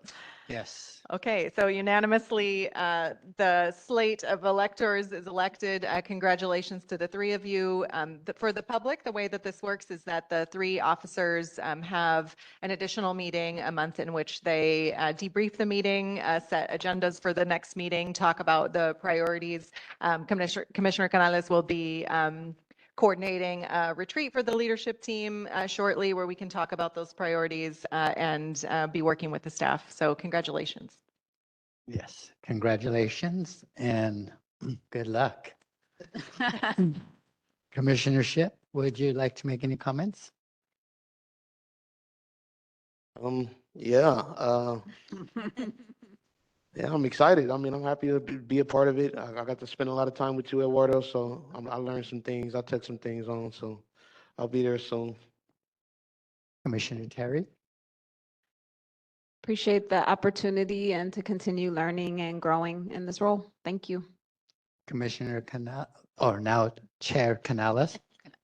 Yes, thank you so much. And I just want to thank all the commissioners because anyone could be in this position. I mean, that's what a phenomenal team that we have. And so I'm really honored to be holding chair, but I also want to thank you, Commissioner Mundo. You've led by example. You've been a mentor to me. I think all the commissioners here have been a mentor to me. And so I'm really excited about this role and stepping into it and about passing the torch to the other commissioners to be able to have the fullness of the executive body. And thank you. Well, I hope the world is watching how democracy works. Uncontested, no, no allegations here. So welcome you all. I don't know, can I put forth an executive order? to extend it to 5 consecutive. So let's move on to agenda item 5. We will discuss and take possible action on the report from Interim Inspector General Eric Bates of the Los Angeles County Office of Inspector General on departmental issue plans, recent reports, 2 of which have been attached to the agenda, and a collaborative work with the POC. Mr. Bates, congratulations on your new leadership role with the OIG, and we look forward to hearing your goals for the department. Well, thank you. First of all, good morning, commissioners. I think I would be remiss at this point if I don't at the very start acknowledge the work that Max Huntsman did as the previous Inspector General. I think we all know his commitment to oversight that was known nationally, and I think his commitment to LA County has made the county a better place. So those are shoes that I know I cannot fill, but I will try to fill his commitment and continuous commitment to oversight and the incredible work that I think our office does do in monitoring, reviewing, and reporting on conditions of confinement in the probation facilities as well as the sheriff facility. So I'm looking forward to continuing that so that everyone knows I don't see that changing at all. But I am open to any suggestions from the commission if there are things that you feel we can do better. I think we have a great professional working relationship as it is, but if there's something that you feel you may suggest that can make it better, I'm open to that, as was Max as well. So I plan on continuing that. What I do want to go over just today is our quarterly report, which we issued a few weeks ago. And if you have not been able to review it, and for the public who has not, I'll just go over some of the issues there, and then would also ask the public to take a look at it on our website. But the quarterly report was for the quarter of July through September, and it's on programming, room confinement, and grievances. So as you may or may not know, the detailed plan from the settlement agreement requires 93% of youth that are considered not to be a threat to themselves or others or the institution to receive the required activities. And as we've reported recently and previously, because of probation's lack of a data system, we really cannot do a valid audit as to whether or not they're receiving programming. That's why it is important that the POC does its review of programming, because we just, from our standpoint of reporting, cannot get the information yet. The department is implementing a new electronic calendaring system. As you probably know, there have been a number of electronic systems that have been started and stopped. And I'm told that this system will help integrate some of the other systems that they've started. So the hope is that this new system will be able to provide the documentation, the data that can be sent to us as required by the detailed plan, so that we can do an actual quantitative and qualitative evaluation of what programming is being provided. But until then, we still just try to rely on the actual documents, and that's been the problem that we've received. The report also looks at self-separations, and the department is required to document why youth are self-separating. I mean, why are they leaving the activities and going to their rooms and whatnot? We received that information for Barry J. We did not receive that information for Los Padrinos. Barry J., over 95% of those self-separation forms had listed as tired as the reason. 14% noted the staff's efforts to re-engage. So we found previously they did a very good job of, when they did do the self-separation forms, there was an area where the staff had to show what efforts they made to get the kids back, trying to get them back into their activities, so that they're just not being like a lot of teenagers, just going to their room and just being by themselves. But the recent reports, that number's way down. And so we don't see the effort that we believe is needed to get the youth re-engaged into the activities. And of those 14% that we noted where the staffs did actually try to re-engage, we found that 68% of those kind of used kind of boilerplate language, which gives hesitance as to whether or not there was individual activity by the staff to try to get the youth in. So again, those are things that we hope will be resolved by the new data system. The positives, though, that we did find was that documentation for those areas at Barry J was up, because in July it was 18%. 18% of the forms had re-engagement notes. August, it went up to 20%, and September is up to 25%. So those are small incremental increases, but at least they're trending in the right direction. So that was good.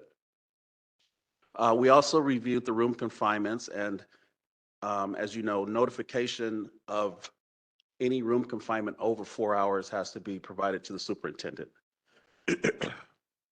And at Barry J, we found that there were 67 room confinements during the quarter. 6 were over the 4-hour period. At LP, there were 41 room confinements, and 1 was over the 4-hour period. We found, though, that we were happy to find out that of the 7 that were over the 4 hours, they were still complying with state law and the policy as to the efforts you have to make to re-engage and check again. You can't just let them stay in there over 4 hours and that's it. So they did follow the policy and state law in those 7 areas where it did exceed the 4 hours.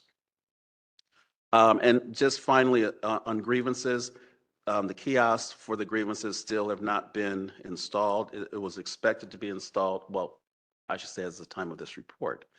It was expected to be, they were expected to be installed by the end of last year, the 4th quarter. So I will have to have my staff go back out and see if those kiosks have been installed.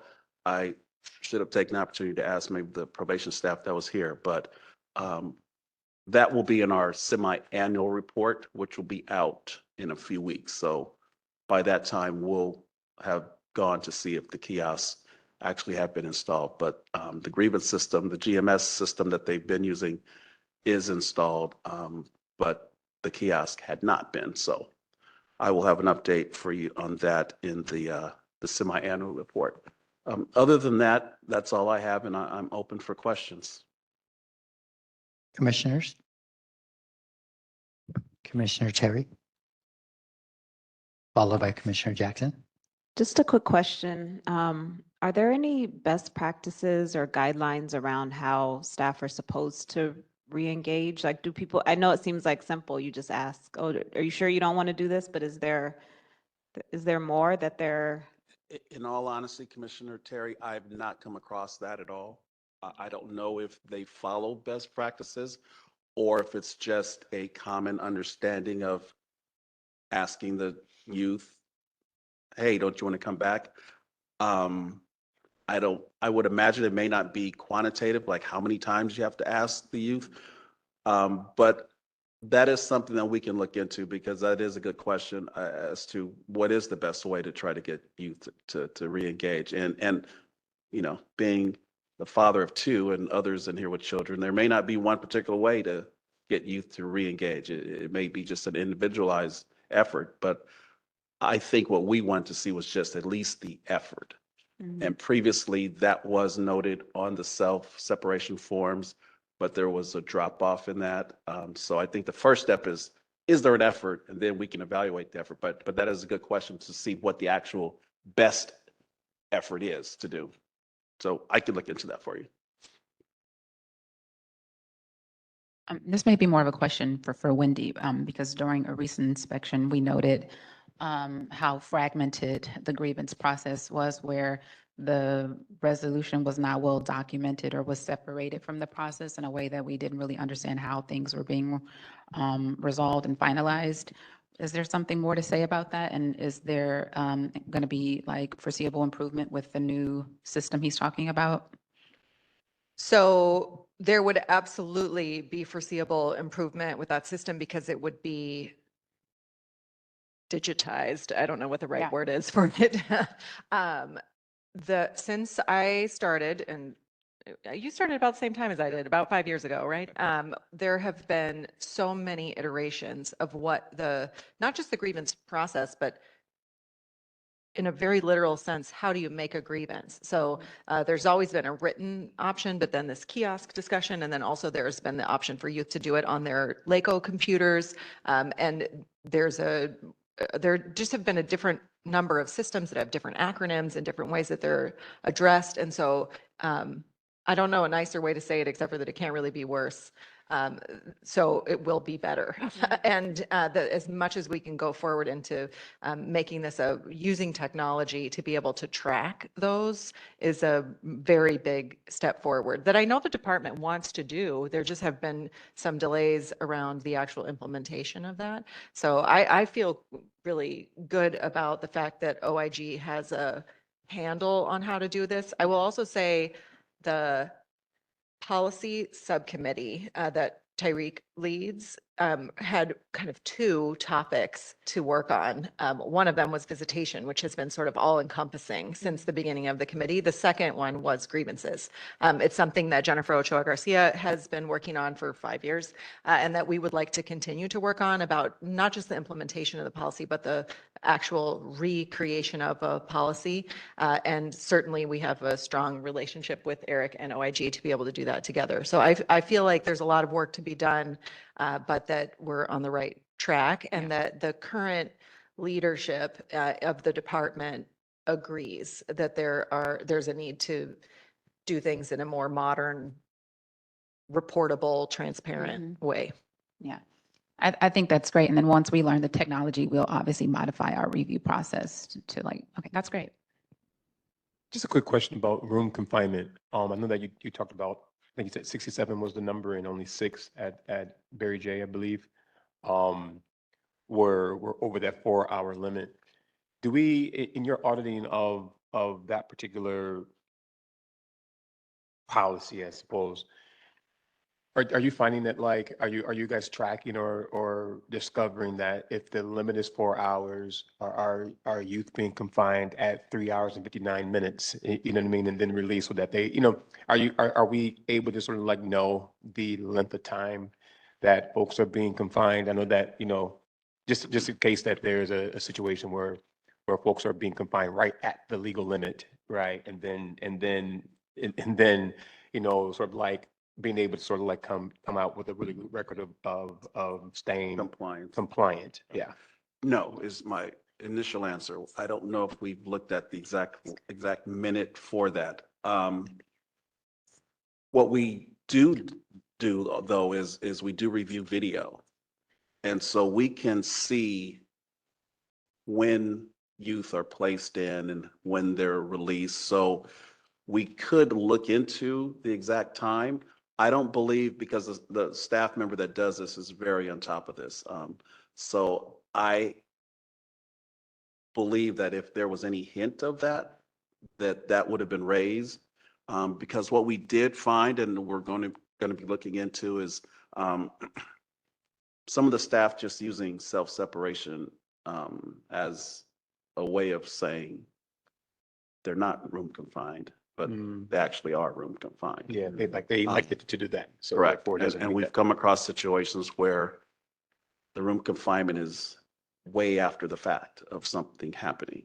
So the criteria for the confinement may not be exactly there.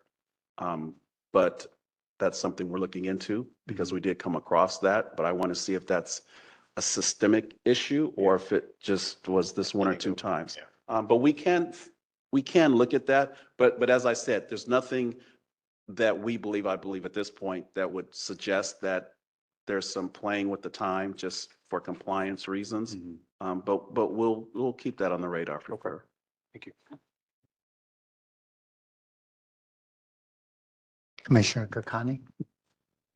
I just wanted to follow up on the programming audit that you all have attempted to do for the last 5 years without any success. or limited success. I don't know how you would characterize it.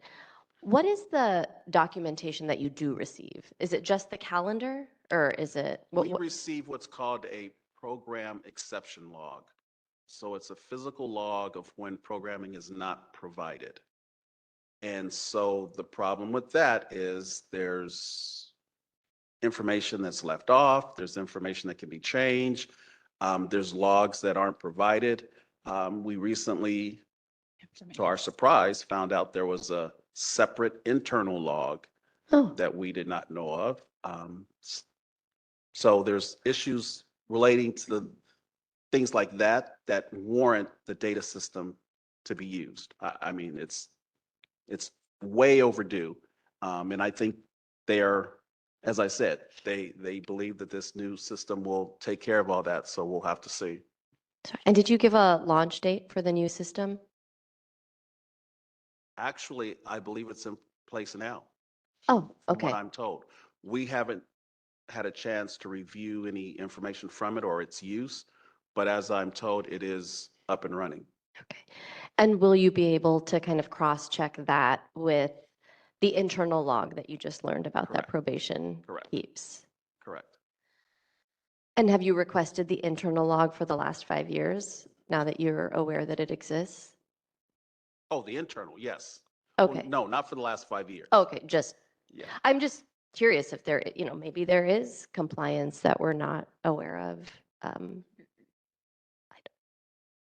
know if that's wishful thinking. But yeah, it just feels like if there is something that has existed, right? I mean, they have like a legal mandate to turn that Right. over to you. I will just say the internal log that we did review did not show compliance. So Okay, so basically the same result. perhaps. Was there any, sorry, was there any discrepancy or difference that you noticed between the internal log and what was actually shared with you? Because I think this has come up before where, what was recorded, what was turned over to the BSCC, for example, was in direct contradiction to either video footage or kind of additional footage, or not footage, but documentation that the BSCC came across. So just wanted to know if there was kind of conflicting information. I don't know if it conflicted with the BSCC's information, but it did conflict with some of our information. That's my question, yeah. Which raised our concern and surprise that it existed. Yeah, both that it existed and that it conflicts with exactly what you received. Correct. Meaning that somebody or some group of people made an intentional effort to. Well, and the confliction may not be that it put probation in compliance versus us finding them not. It could have just been, we had one number and they had a different number. Right. So the numbers were not the same. The information was not the same. Right. Yeah. Okay. Thanks. If I could just share, Commissioner Kakani, and I know Commissioner Shipp had the same experience, when we did those targeted program inspections recently, it happened both ways, that there were programs that didn't occur that were on the calendar, which is obviously what we were going in there to look for, and also that there were programs that did occur that were not on the calendar.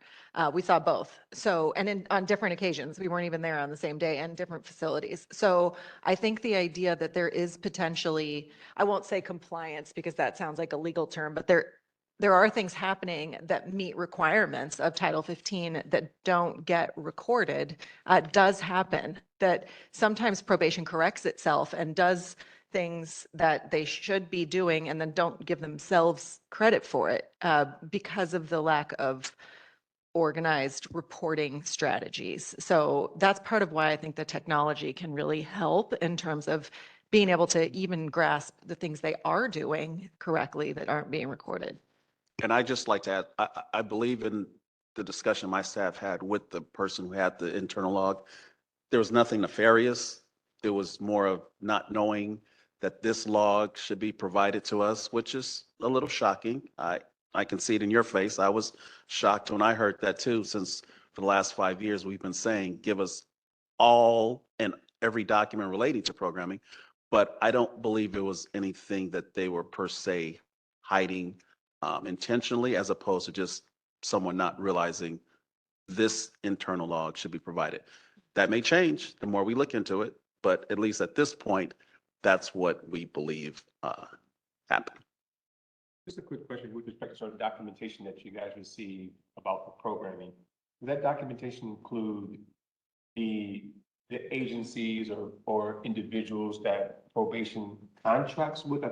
I believe that when you are doing programming inside, you have to sort of like be authorized or go through some process by which you are allowed to kind of come inside and do programming. Are you in possession of those quote unquote contracts with all of the service providers or individuals who have been authorized by the Department of Probation to come into the facilities to do programming? Do you have that document? No, it's not contracts that we had.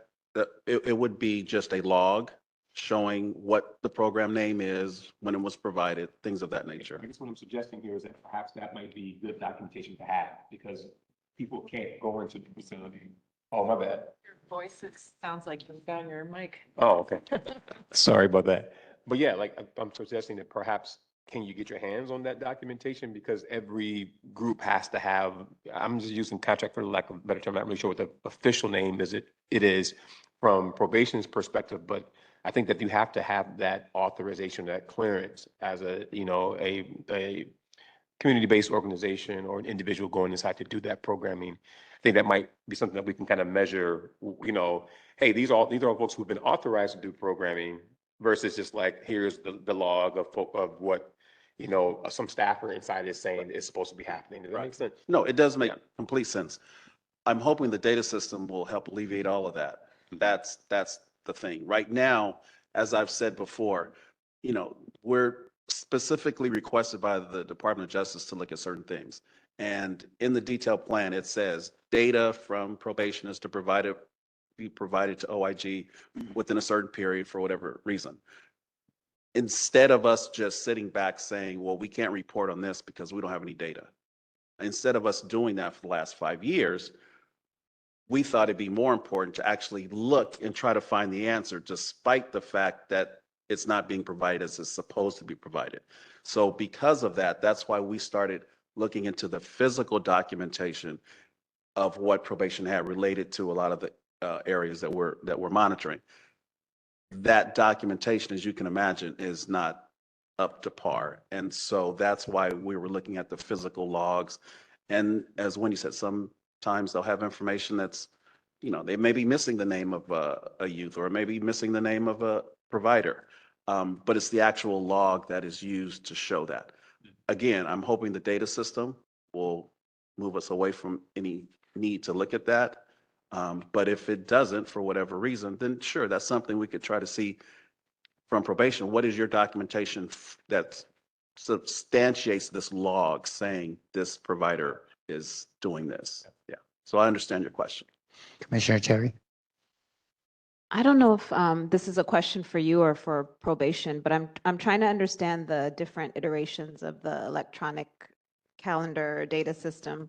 Is the department spending money on these different systems and then determining it doesn't work and then spending money on a new system? And if that's the case, what kind of vetting again, I don't know if you know this, but what kind of vetting happens to know we're going to commit to one system and then ultimately, you know what I'm saying? Because you should be able to spend money and have confidence in it. I understand that completely. I don't know what the process is or the money that's spent because it seems like every time we do a report, there's a new data system that's being tested and then implemented and then pulled.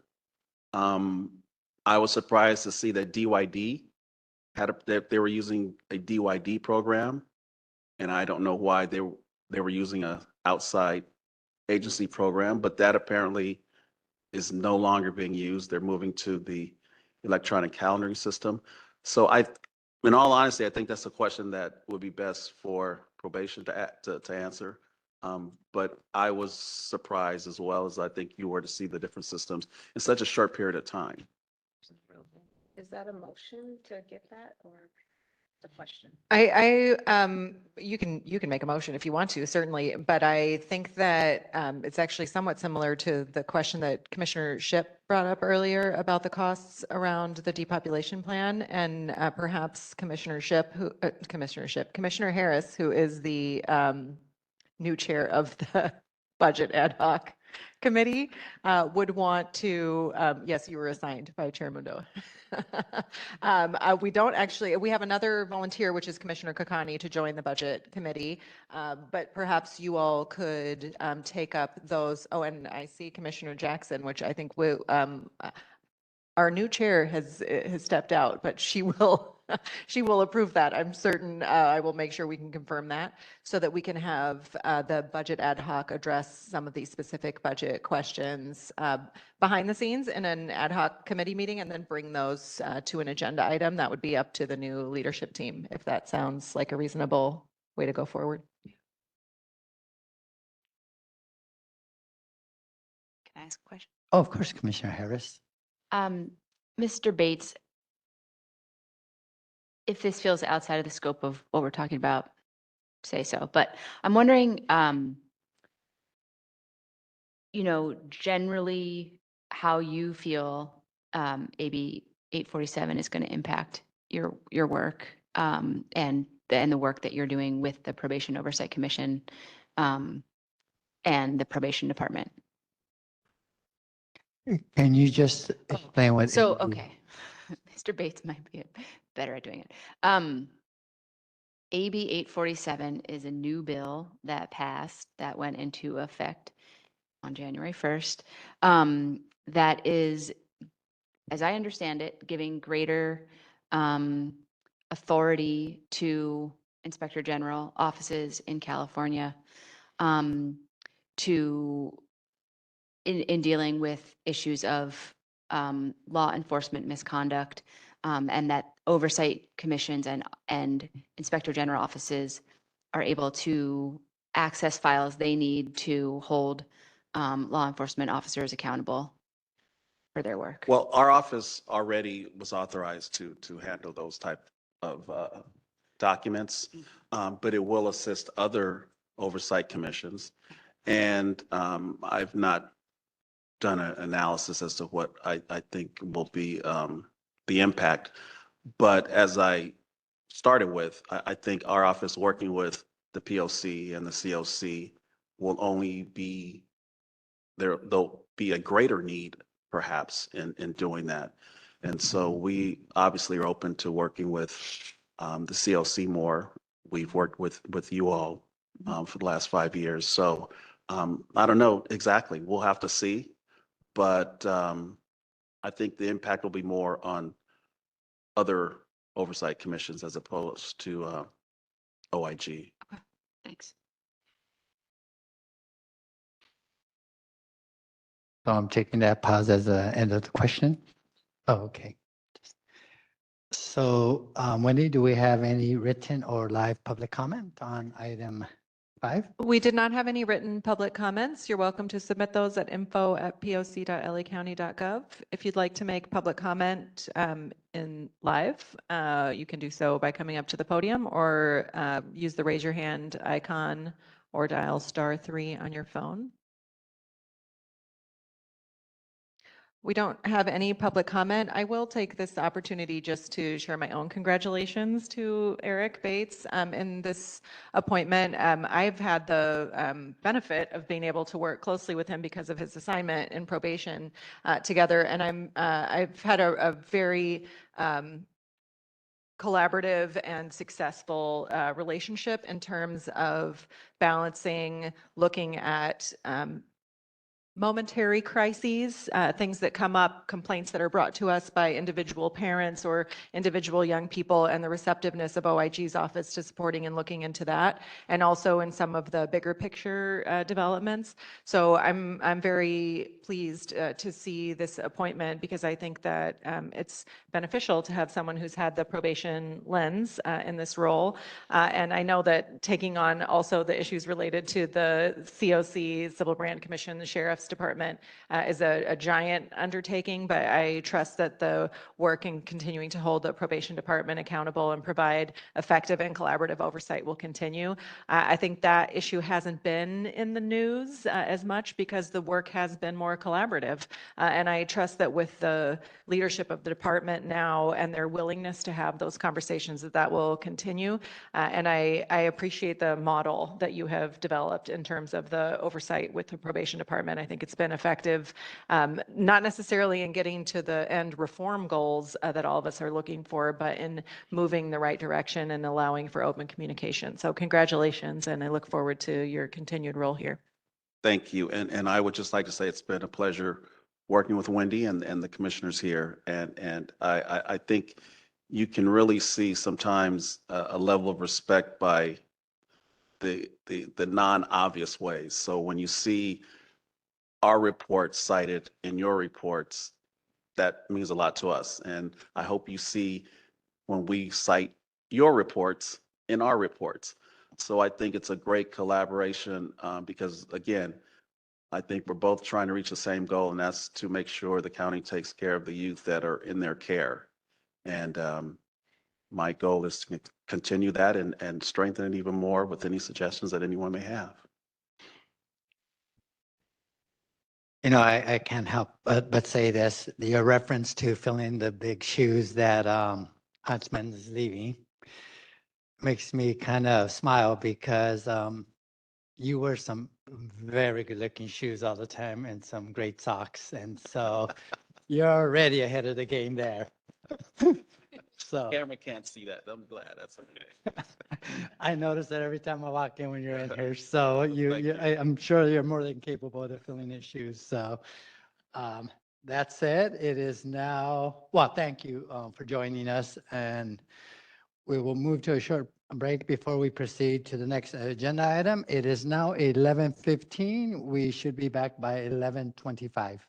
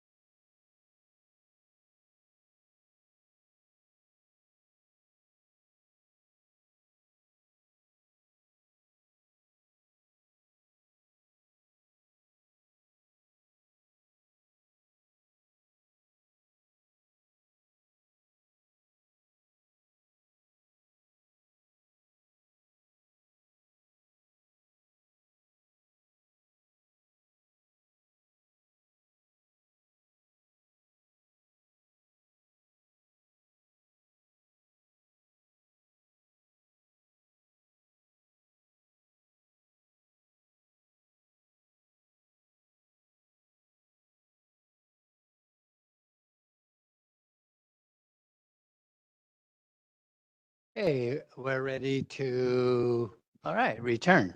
I dropped coffee. Oh, no. Hey, welcome back. It's time to proceed with item number 6, which is to discuss and take possible action on identifying priorities to guide the POC's work in 2026, including inspections, data analysis and reporting, programming, and community engagement. We have several attachments under this item, including the POC's 2022 operational plan, core values, and model of change. Wendy, please proceed with your updates on the staff retreat takeaways, which have also been attached. Thank you. I want to take this opportunity to thank the staff of the Probation Oversight Commission. You know, the Probation Oversight Commission was a novel idea that was created by the Probation Reform Implementation Team and a group of many community members who put together this concept for civilian oversight by people who are close to the problem, including obviously people who have personal experience within the systems. Their families have been within the systems. They've been attorneys in the systems. They've been social workers and other providers within the systems. One of the most important things that the PRIT came up with that would differentiate the current Probation Oversight Commission from the former Probation Commission was the staff. The original plan was a staff of 19 members. We currently have 8 members, nine members of our staff. There are a lot of things that we can do as a staff that previously, if you can imagine, when they just had one person who was kind of part-time assigned, weren't able to do. Also, that means we get to talk about our goals and have staff retreats, just like you all do with your staffs at the places where you work. But we remember always that the important work and the decisions to be made are owned by you all, the commissioners. So while the board offices may call me directly to ask questions or may talk to Sarah directly to ask things about the inspections, we serve as a repository of a lot of information for not just the board, but a lot of our agency partners in the community. The decisions to be made on how we go forward belong to you. But we as the staff have a lot more time to talk about them than you do. So what we try to do is have the conversations behind the scenes where we can bring up a lot of the issues and then get your blessing as to the direction that we're going. So what I'm going to present to you today is what the staff came up with as our plans and priorities, but the decision about what we do is yours. I want to just make sure that that is clearly prefaced. I like it that way. And also, as I think was very clear in our recent election, there is a tremendous amount of respect and consensus among this commission, which is something I value very much. And that doesn't just happen accidentally. It happens because of the cultivation of that by the leadership of the commission, by the staff, by the commissioners themselves, and the way that you engage with the members of the public and the members of the probation staff and the people who have been in the facilities and on adult probation. So with that, I just want to make some suggestions that the commission recommended that actually they're very minimal to the mission, values, and core values and model of change. We put a lot of thought into this along with you all at the beginning, but I think there's one thing that Commissioner Harris brought up today that is on our list of things to change, and you didn't even know it. We recommend no change to the mission and vision. That's actually something I feel pretty strongly about. The mission and vision of this commission were created by the Probation Reform Implementation Team. I don't actually feel like it's mine to change. I think that it has remained necessary, certainly, the civilian oversight of the probation department, as well as the need for reform and adherence to the goals of Youth Justice Reimagined and Care First, Jails Last on the youth side and the adult side. The core values, however, were created by the commission itself. I think the core values are very helpful to me in terms of constantly reminding ourselves about the approach that we take. It's certainly the approach that we take in our meetings and our engagement with the public and with stakeholders and with staff and with people who are actually directly impacted by probation. So there are only 2 recommended changes. One is related to the core value of integrity. And this is what Commissioner Harris brought up today. So I think that what you brought up was the question about whether the department themselves had done something similar to the evaluation of the depopulation plan in terms of looking at numbers. That is a very valid question and something that I hope that they're doing and have learned sometimes they are doing it and not sharing it with the public and not sharing it with us. And other times they're not doing it. So I'll give you two other examples of how this happened in 2025. One is the board asked the department to do a pros and cons list about the global plan, which, as you may recall, was what preceded the depopulation plan. It didn't happen, but we created a pros and cons list, and we tried to make it very factual and neutral, similar to the report that you saw today about the depopulation plan. The second thing is that the staff, with support of the leadership, drafted a depopulation plan that was drafted before the department's depopulation strategy. So this is something that we are really trying to do, is to role model the work of constant quality assurance and constant improvement and constant review and evaluation and looking at fact-based, person-centered approaches to this work, and to do so in a way that models how we hope that the department will do that work. And that has, to an extent, worked. I think it's working. And I think that it at least gives an example for them to counter. So another way that that came up today is in the sharing of data. So I think we heard today that there may be some, what did they call them? IT problems with the way some of the population statistics were shared. Those statistics are what we depend on in order to analyze the data. And so we need to make sure that they're accurate, and we need to make sure that they get corrected. So we will update our reports once we receive updated data to make sure that it's correct, and then share that information with the public. I have said this like 1,000 times over the last 5 years, but we, the Probation Oversight Commission, should not be sharing the data. The data should be shared by the probation department. I feel very strongly about that. But until they have a way to share that data successfully with the public in a way that's consumable by the public, we will continue to do so. There was a pretty tremendous victory this week with the passage of the board motion on data transparency and the creation of a data dashboard that I think is moving us in the right direction. And my thanks go to Supervisor Mitchell for putting that on the board agenda. It was passed unanimously. There wasn't even any discussion about it at the board meeting on Tuesday, so I think we're all on the same page. So that is an addition to the core value around role modeling to the department and other stakeholders about how to do this work. The second change is an addition, actually it's a deletion and an addition to compassion. You may read a little bit of cynicism into this, and I think that is appropriate. So after a long discussion, the staff are recommending that we replace the phrase "assume best intentions" with the phrase "leave space for people to learn and grow." That may be semantics for a lot of folks, but I think, to be totally frank, there was a discussion about how not everyone approaches this group with best intentions, and that we need to move on beyond a level of naivete and have compassion and respect and accept that people are bringing us their truths. But when they show that the information that's provided is not accurate, and I want to be clear that I'm talking about everybody who approaches this group, not just the probation department, that we give people space for learning and growing. You may note that there's another word we could have used there, which is forgiveness, which we talked about a lot and decided not to use. So the idea here is that while we will continue to engage with everyone who approaches this group with a high level of respect and listening and expecting people to be sharing their truths, that sometimes that needs to be, it's not accurate, and we need to be able to correct it and then give people a chance to correct themselves.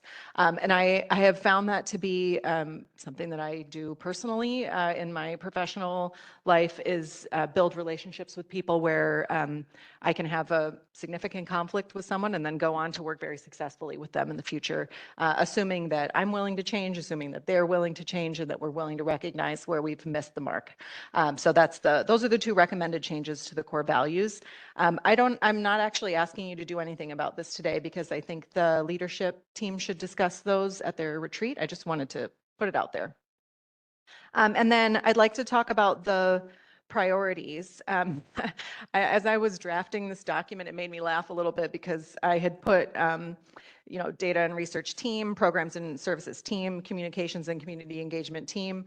Those teams it's a little bit of a misnomer to call them a team since they are mostly 2 people, or in one case, 3 people, but they are teams. And certainly together we're a team. We're just not siloed. We all do work to support each other. And a lot of this is individual people doing this work. Though the biggest change, I think, is in the data and research team, which makes the most sense because we have an additional member of our team now, and that is the newest developing team, which is to focus on priorities to improve the access that the Probation Oversight Commission has to data and the consistency of that data. And then it says to update the MOU. That's actually a very specific goal that we have this year. We have a memorandum of understanding that was signed by former Chief Gonzalez of the department about what data will be received on a regular basis and how that data will be requested and received. It's things like the daily population statistics. There are some of the items on the MOU are obsolete, and there are some things missing that we do need. I will say that in general, the department has been complying with the things on the MOU. It just should be cleaned up and corrected and clear so that if we got to a point where there was some kind of disagreement about information that could or would be shared, we have a document that has been approved by the current administration and that has the current data that we need. Expand our fact sheet topics to monitor reform, progress, and concerns. The fact sheets have been an awesome addition to our work that are available on our website that analyze, we've been able to do them because of the department's provision of data around the monthly snapshot. We'll be able to do even more when we start regularly receiving the intake data monthly. And so this is a very fact-based, person-centered analysis around who we have on probation, who we have detained in the facilities, their demographics, their needs, their particular vulnerabilities, and it helps understand what kind of programs we need. And then finally, uncover inefficiencies, promote right sizing and policy change. And that I think you'll see relates directly to some of the budget issues that have come up over the last year, but certainly in today's meeting as well. The programs and services work has been, I think, the backbone of what you all have done and what the commission has done and what people see us do from the outside, with a particular focus on our inspections. Of course, the annual inspections and how powerful and meaningful those are in terms of shining a light on the facilities that most people never have a chance to see what they actually look like and feel like from the inside. But also the targeted inspections, things like looking at the programming, looking at the Narcan, staff carrying Narcan, being able to go in and make immediate evaluations, observations, and recommendations to the department and the board. So there are a couple of goals that we have around better turnaround times for sharing key findings and reports to the department and the board about those inspections, providing additional training for commissioners, and then being able to do those continued specialized projects that come up during the year, mostly because you all uncover them, sometimes because people bring them to us here at the meetings, and other times because the board asks us to do them. And then in terms of communications and community engagement, this is a place where I can't be humble about it. Our team really shines in the area of communications and public engagement. I think that's measurable in terms of how many people participate in our meetings, but also in the quality of the communications that go out. And so there's a little bit under here that might sound like keep doing what we're doing, which is basically what what the goal is. But certainly we wish to continue to have complete transparency about what we are doing. You may have noticed we really try to do that in our annual report and our key performance indicator reports, but also to provide analysis and recommendations to synthesize information to help the public and stakeholders understand our reports and data. I think we are fully aware that sometimes our reports are a little cerebral or long, or a lot of different numbers or a lot of different narratives that are difficult to digest. My joke about talking on the phone to Eduardo is not a joke. I have had to talk to him for hours and hours and hours, hundreds of hours, to be able to understand some of the nuances of this data. So it's completely out of the realm of expectations to expect a member of the public to be able to come in and look at our report and understand it. And I think that Ismael and Belinda have a strong desire to help synthesize those into more consumable information, the target of which is improving education and helping people understand this better so that we can get to more easy solutions. I shared with the team this week that I think the idea is that simpler recommendations are more easily repeated and more easily implemented. And so while it is possible to do a lot of very in-depth work, we need to focus on some targeted improvements in order to get to move forward with where we're going. My biggest takeaway, our biggest takeaway from the staff retreat was that where the POC shines the most is in writing and sharing transparent, fact-based, people-focused reports, analyses, and recommendations. So that's my report. And what I would like to do is take any questions that you have, but much more importantly, I would like to hear from you all about what you want the goals of the commission to be, both uplifting things we've already been doing that we should continue doing, things that we've been doing that you think we should stop doing, and new things that you think we might consider doing over the next year to inform Chair Canales and the leadership team as we go into leadership retreat to be able to define what those priorities are and bring them back to you. So with that, I will turn it back over to Commissioner Mundo to facilitate that discussion. Hey, commissioners. You've been tasked. I'll start. I really will start by saying, like, I don't have suggestions on what more to do as much as things that it would be great for us to maintain.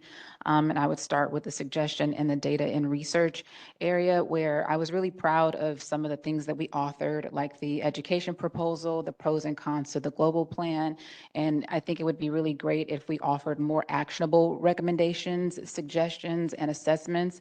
I think it's very easy for us to get frustrated when our recommendations are not adopted, but it's equally helpful when we are assessing things that aren't quite working that are adopted. And so I like when the commission, specifically our staff, take that initiative, and it gives us something to really discuss and evaluate ourselves.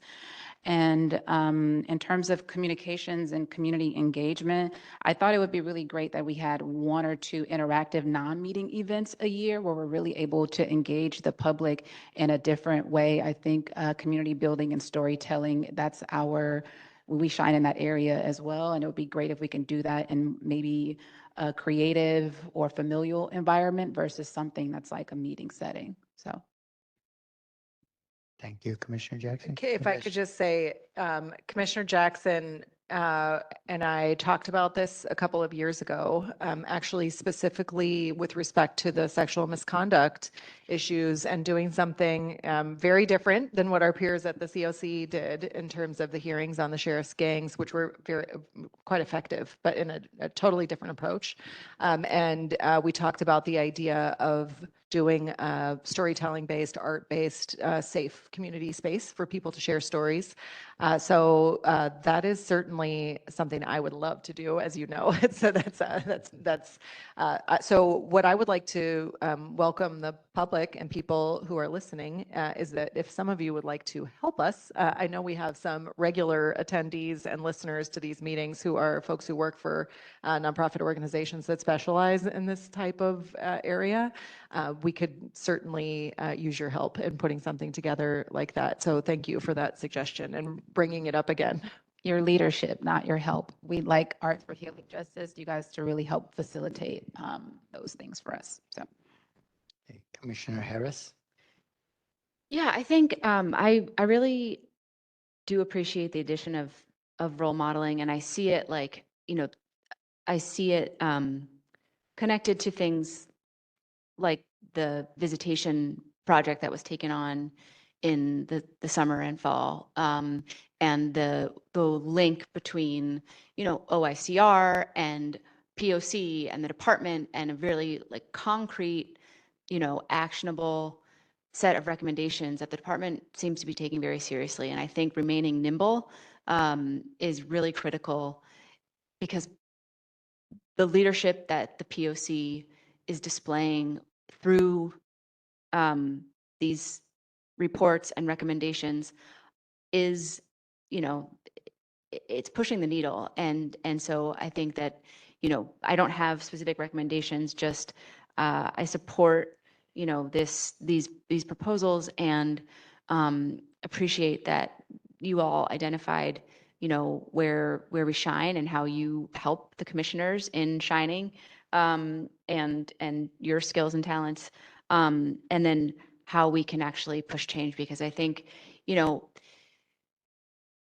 I hate to sound like a broken record, but like, we're still talking about non-compliance, 13, 14 months later. And so the areas that we can impact change really feel significant when we're up against, really like this is a really huge county. These are some really huge problems. And so, I think that the POC recognizing its potential and power and skills is really important. And this is a good list. Commissioner Terry? Just to kind of echo what Commissioner Jackson was saying, I think it came up in a meeting, maybe public comment, about having a meeting on a weekend or on an off during the week time or in an evening to help engagement. So that could be something we consider. I love the communications and community engagement that already takes place. One thought that I've had is that sometimes we're in these meetings and the department will like break down something really complex. And if we could follow up with some sort of like flow chart or infographic based on what we've learned. Like there was one meeting, for example, where I think we all kind of got some clarity around the 90-day on-off rotation, although I'm still fuzzy sometimes. So having some sort of visual, because if we're still fuzzy, I think others are as well. And that could be something to enhance the good work that the team is already doing. Commissioner Ship? Yeah, I love all of the takeaways from this retreat. One thing I truly appreciate about the commission, I got to shout out the comms team. They make me look really good on Instagram, so I really appreciate that. No, but I really appreciate this. I would also add, could we, and this is a problem that I've been having with the department, could we do more things around long-term planning with the department?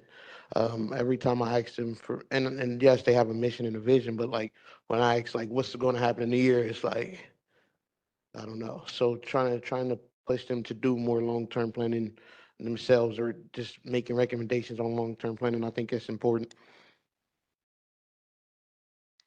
Commissioner Chair Canales? Yeah, thank you. This is all great feedback. I really look forward to the year ahead. And also, I know another thing that was suggested at our last meeting that I think we had discussed even a few years ago was maybe thinking every 3 months or 4 months, having it in a different location, especially like out towards the Palmdale area. I know during the Alternatives to Incarceration work groups, they were very under-resourced, and I think it would be good to have a POC out there.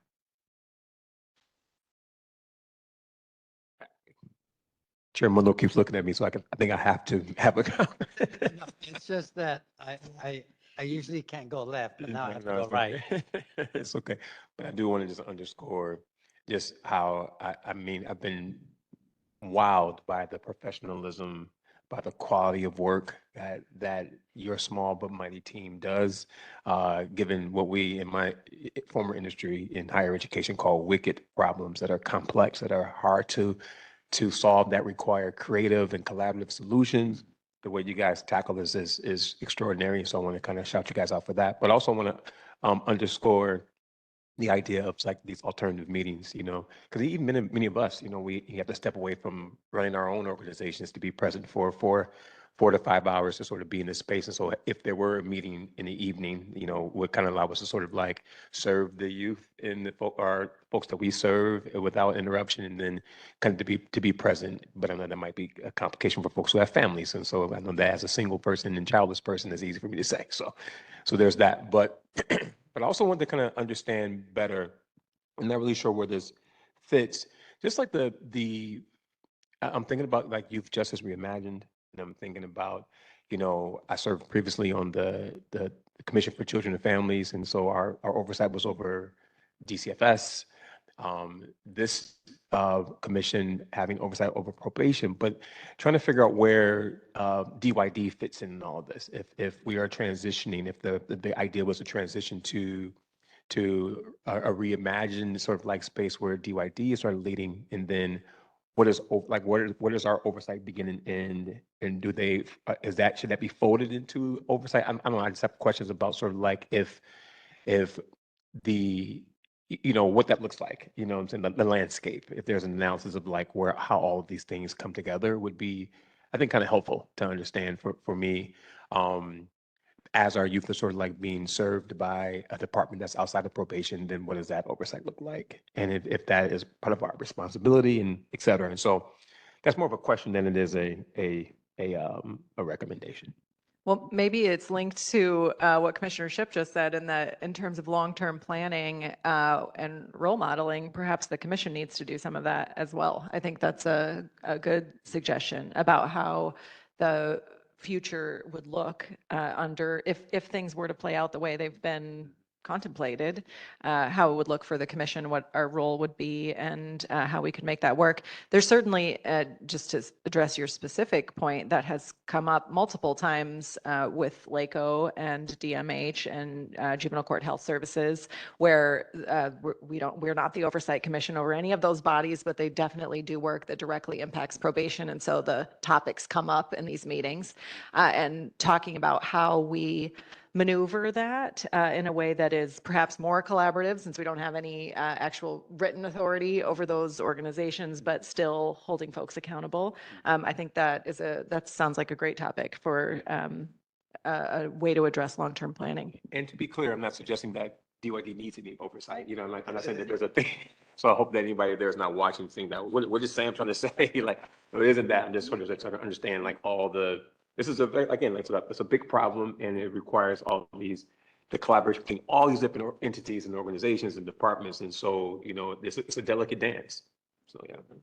Perfect. Commissioner Kakani, followed by Chair Canales. I was just, I was thinking about how Chair Canales had shared the idea of like going to different parts of the county to just connect with different folks. But what might be helpful as a part of that is, in addition to doing more like meetings, to have listening sessions with stakeholders, whether it's, we kind of did something with the union once at some point last year, doing it with parents. And I know that happened kind of informally when we were doing the visitation inspections. But yeah, it's something a little more structured, where we're hearing from young folks, hearing from the SYTF young folks, hearing from, again, parents, programming folks, probation employees, I think would just be helpful in terms of how we move in our understanding of the system. Yeah, and I was just going to say, I think, we've really looked into the visiting supervisor, Han. I was recently with her at Los Padrinos, and how she started going is because the youth had sent her a card, and it was presented at the Board of Supervisors, and they all signed it. They all wrote what they would envision and what they needed. And we were just there and she said, you sent me this whole list and I've been able to accomplish one thing on the list, and so I really hope that we don't drop the ball, with visitation. I think that should remain a priority. I remember being at site at Los Padrinos on Mother's Day, and I was so excited because we were giving them gift bags. But this one mother just looked at me totally broken and she said, can I hug my son? The gift bag was irrelevant, us trying to bring all the warm welcome, all of that was irrelevant compared to a hug. And so that is something that I really would like to strive for 2026, is that the youth can have that one hug and the youth can connect with their family. And I will continue to pursue this issue. Thank you. Hey. Commissioner Jackson. One last thing. I remember when we worked with Georgia Leap to craft the strategic operational plan in 2022, and it felt like at the time that it was going to swallow us whole. It was like so much, it was so macro level, and it was just a lot to digest and work towards. And we had lots of committees and committee meetings and all of that. But I took a glance at the plan and realized that we've achieved everything that's in it. And I really want to use every opportunity that we have to highlight how we're progressing over time. And maybe it's modified and simplified in a lot of ways, but if we can keep that at the forefront of what we do as much as possible, I would love for that to be something that we focus on this year. Thank you. And Mr. Chinchilla over there agrees with you. He would like to have us highlight those accomplishments. And it's hard to do because it's hard for me to do. I'll make that an I statement. It's hard for me to do because of all the work that remains to be done. It feels difficult to celebrate anything, to be totally honest. But certainly there are many things to celebrate in terms of accomplishments and moving forward. And I appreciate, the concept of moving the needle and this like incremental movements toward change. So thank you for bringing that up. I appreciate it. It's why we printed it in the document today. There's a lot that's been achieved. Hey, moving on to public comment. Is there any live or written comment, Wendy? We did not have any written public comment on this agenda item. If you'd like to make public comments, please use the raise your hand function. Come up to the podium. Send us an email. A text. No. Lupe Ross. Oh, great. Welcome, Lupe. Mute. Oh, start again. Your microphone just opened. Okay now? Hello? Okay, good. Try it again. Okay. I have a couple of things. I am so impressed as a 76-year-old great-grandmother in this community to see the POC at work. I am so grateful to you. I have a couple of concerns. At one time, everything was being put on the judge, ordered, or there were laws that we could or laws that we couldn't. Could the president of the POC meet with the judge monthly and go over like legal terms, legal things to bring some clarification to us? And my other suggestion is education. It's always an issue that kids don't go to school, either for fighting or teachers or whatever. So how are they graduating? How are they graduating? And are they comparing it to how many days they were in school or not? Can they graduate? Or they just been given grades to pass them along? I would like to see more emphasis placed on drug addiction, mental health, and gang membership, especially those kids that are coming home on the RFA program.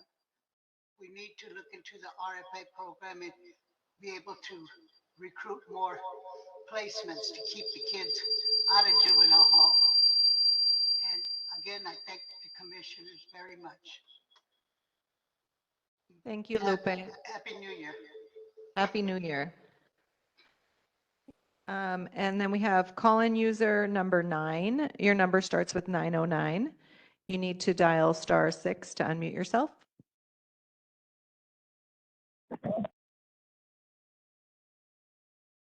I think we can hear you. Hello? Yes, you can proceed. Hello? Hello, can you hear me? We can hear you. You can go ahead and make your comment. Okay. Thank you very much. Yes, this is item 6 about a community engagement. I am a big advocate for community engagement, and then I want to continue.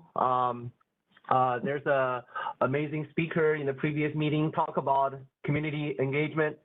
And then, I want to talk about that every year for people like me, I wish that if I can also take a visit in a lot of the facilities, not only you have to be a probation staff or you have to be a commissioner or you have to be an officer. I actually would love to take a tour, and I have done that before, jail, prison, and sometimes I even did a ride along with a police officer. So, I would really love to have, how to experience a day in the life of a probation officer or a day in the life of a probation commissioner, something like that. I think that will be a great, community engagement. And then, second, I would also advocate once in a year, we can have a Saturday meeting, evening meeting, Sunday meeting, Friday meeting, or one or twice a year to increase the engagement, because on Thursday morning, everybody are at work, everybody are at a school. So that's the reason why that there are so little public comment, because if you can do a more community engagement in some other hours, I'm assuming that you will have 1,000 of people lining up in your room to talk to you. But the reason why that you have a regular business hour meeting and every single time, well, it really prevents a lot of community engagement. And then to close my remark is that, like I promised to Commissioner Meredith, there's no attack, only feedback today. Thank you. Thank you. Okay. Commissioners, any final questions or comments related to this agenda item?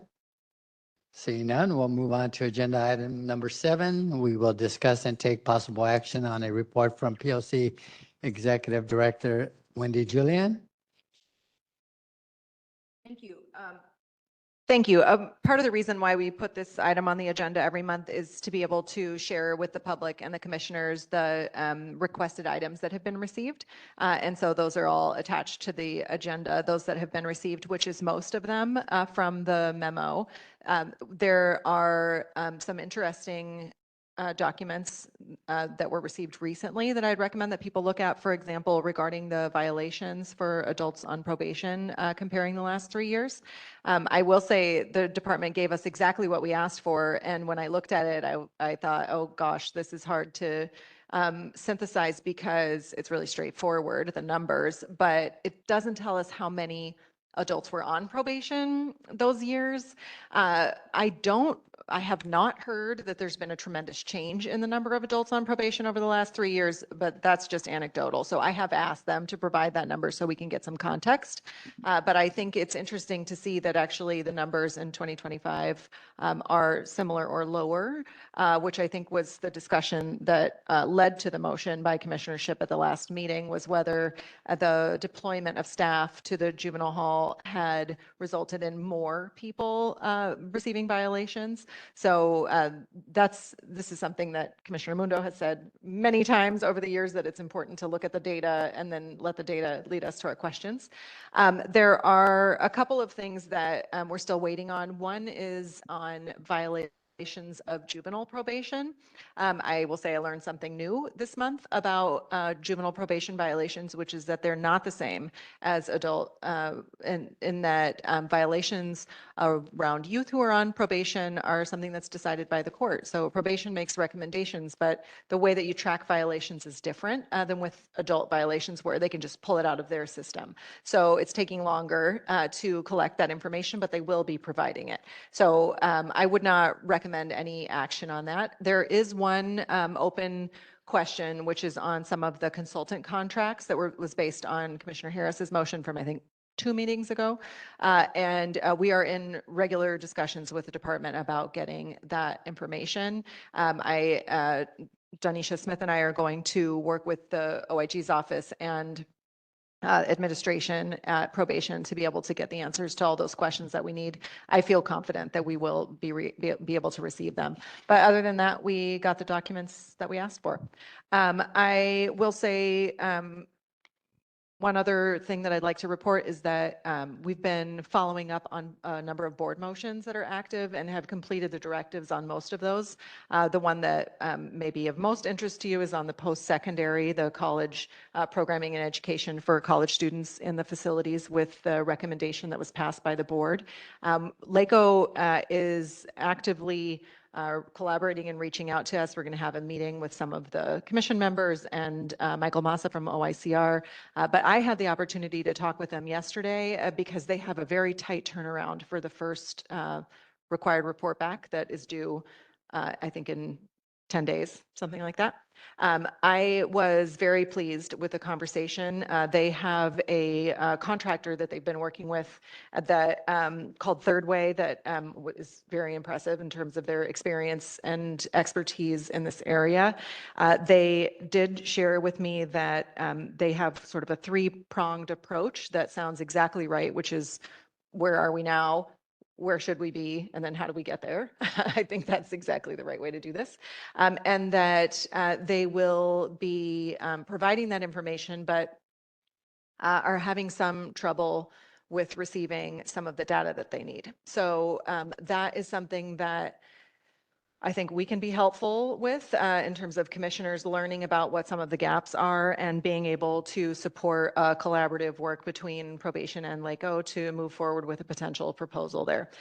So I am really looking forward to that continued collaboration and think that it's going exactly the way that that the Education Ad Hoc Subcommittee expected, which is that there's the first step is to say, what should we be doing? I'm looking at Commissioner Prater because that was exactly what he brought up in the meeting.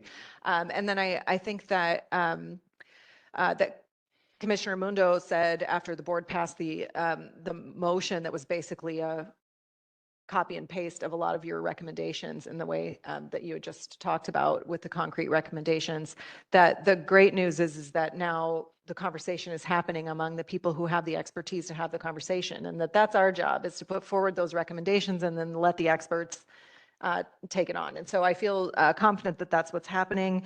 There will be a report back by January 17th, but some of the report back will say, here are the gaps, and you all may decide you want to help address some of those gaps. So more to come, and certainly this is an ongoing conversation with them. Quick Yes. question. Sorry. Quick question about, so that report back is due back on the 17th. We're calendared next to be back in session at the end of the month, correct, for that special meeting? And is that going to be an agenda item on that? No, the next possible time to have this as an agenda item would be in the February meeting. Okay. So, but that doesn't mean that members of the commission couldn't meet with LACO between now and then. In fact, I think and hope that will happen. Okay. So that there can be continued conversations as long as it's with a small group of commissioners that would then agendize that. And that'll be up to the new leadership team, whether that's a February agenda item.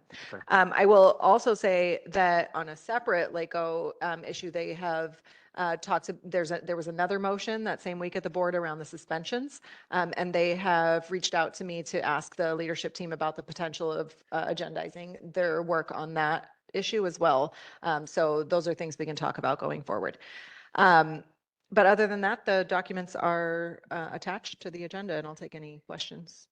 Just related to the juvenile probation violations, because they work differently, is it possible to get kind of the number of times probation recommends a violation, and then another time, and then the times that those, I don't know if they're violation petitions are like sustained or, I don't know, approved by the court?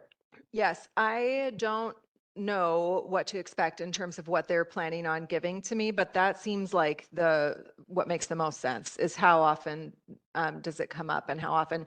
The way that it was explained to me, and this would definitely be something we should ask the probation department to explain better, which makes a lot of sense, is sometimes we've heard from the public defender's office that there will be such terms on probation as on juvenile probation as be on time for school.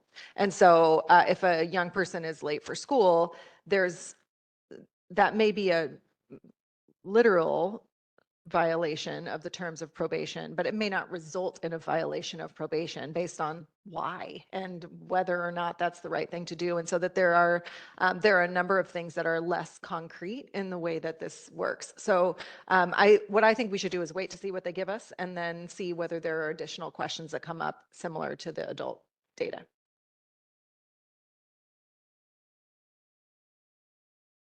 Questions, comments, concerns? Wendy, do we have any written or live public comment? No written public comment.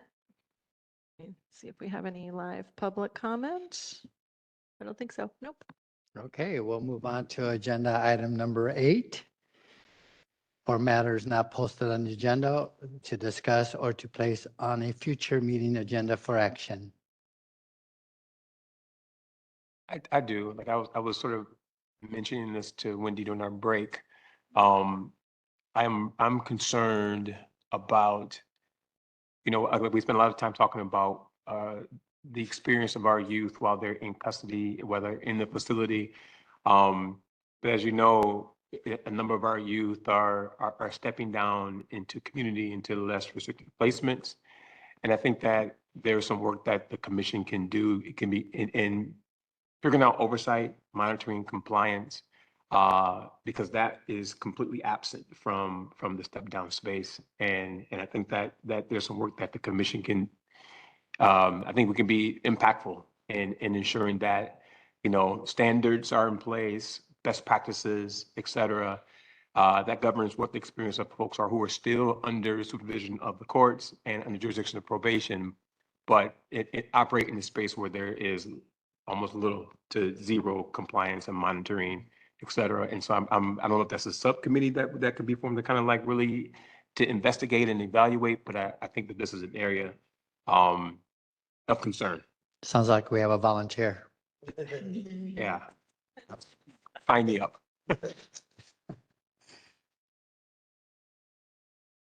Commissioner Kakani. Just one thing. Yeah, I look at these contraband reports that we get every month.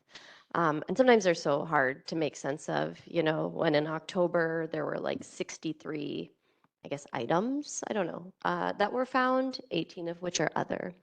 And as we enter into our second year of operating both an unlawful and unsuitable juvenile hall, the safety of young people feels really important. And I know that the department has both spent a number of dollars and I don't know, and like created a number of interventions to try to improve the safety.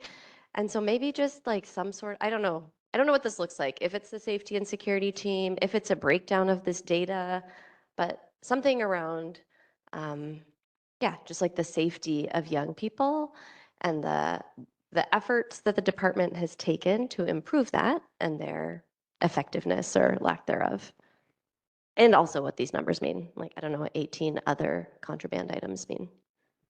What I would like to suggest is that we have these 4-hour meetings that covers a lot of very difficult information to understand. But as commissioners, we do have a little bit of leverage with meeting with people in the department outside of this venue.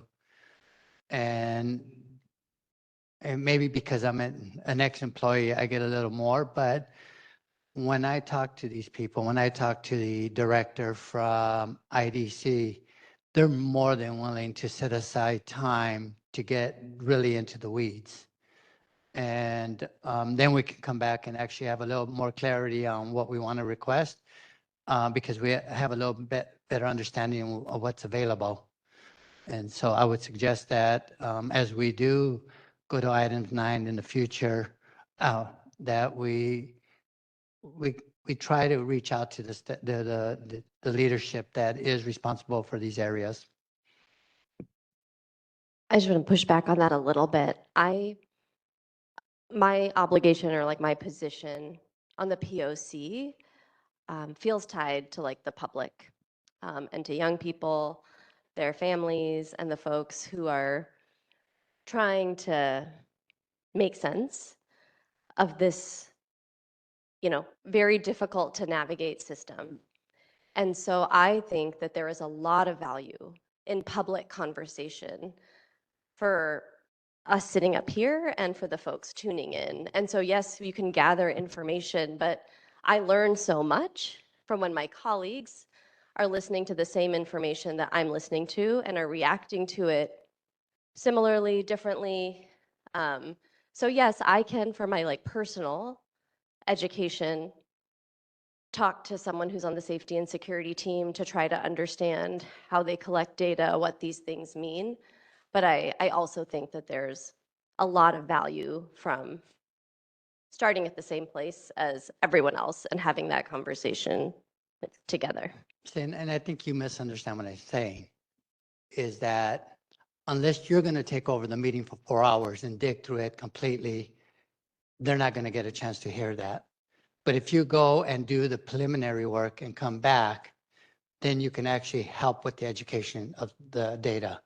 It just doesn't get dug out here. And with 10 items, you just don't do that. And it's easier to get the information first, come back and frame it in a public setting and share it with us, and so we can actually explore it more. But always starting at 0 here, we end up at 1 rather than starting at 5 and end up at 9. It's just a different approach, and it's just more meaningful for the public when they have some of it fettered out for them, and the more important thing surfaces. And that's all I'm suggesting. Now, you can continue to do it your way, and that's fine. But if your goal is to educate the public, doing a little bit of the dig first and then surfacing the stuff, it just will give them a better idea than trying to get here with 9 commissioners asking little bits and pieces and trying to get it together and understand it. That's all I'm suggesting. If I could just address something very specific to that contraband report, I actually agree that the contraband report is not helpful in sharing with the public or the commissioners about safety. In particular, because there are a few things that are not distinguished. Like, not everything on that contraband report is smuggled in to a facility, for example. There are some items that are considered contraband that are something that a young person might have in their room that they were allowed to have, like a pen or a charger or a marker or something that was brought in by, that they had in class or that they brought somewhere. So it's contraband because they're not allowed to have it, but it doesn't mean that it was some kind of, criminal act of smuggling something into the facility. There's another problem that you bring up, which is about the numbers, and where if you find somebody that has 10 pictures that are considered contraband because they have some kind of gang affiliation or something like that, that's counted as 10. And so are we comparing the safety related to having 10 photographs in your room with compared to having a weapon or something that's drugs, right? That could be significantly more harmful. It sort of equates things that aren't equal. So I think this is actually exactly why the core value question about role modeling is why we added that, is that we're hoping to help the department share information that is beyond transparent, because this is transparent. I actually think it's great that we get this data on a regular basis and can compare it in terms of trends, but that is actually helping do better. And that would be helpful for them and easier for them to collect and more important for them to know. I will say, specific to safety and security, Deputy Chief Arcos has been extremely helpful in terms of rethinking the way that this is done and the way that it's presented, and I think would be open to that conversation specifically around the contraband report. So there may be a way to do sort of the strategy that both of you are talking about in a way that works better for the public and the commissioners, but also is done outside the meeting. Hey, Commissioner Ship. Yeah, that just reminded me also, I do want to send a shout out to our executive director, Wendy Julian. She gave a dope presentation in Sacramento the week before Christmas. And just had like everybody up there with their jaws dropped. So, I mean, POCs might be springing up throughout California. So thank you for that. It was beautiful. Okay. Item number 9 is an invitation for members of the public to address the commission on items not on the agenda. Wendy, please facilitate public comment for us. Okay, we welcome you to make public comment about anything in our purview that wasn't on the agenda. Hi, Cookie. Welcome. Happy New Year.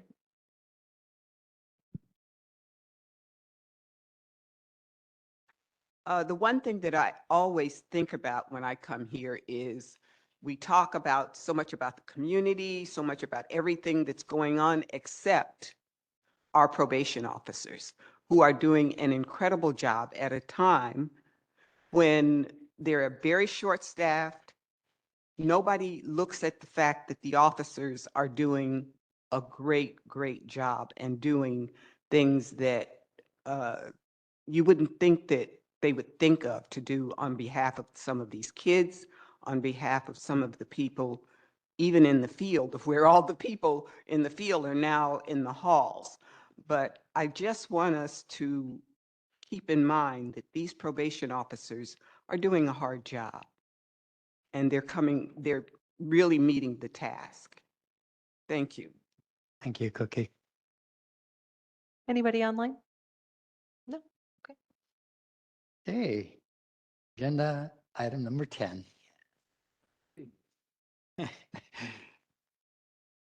Thank you all for joining us and sharing your comments. As a quick reminder, be sure to follow us on social media and subscribe to our YouTube channel at LA County POC .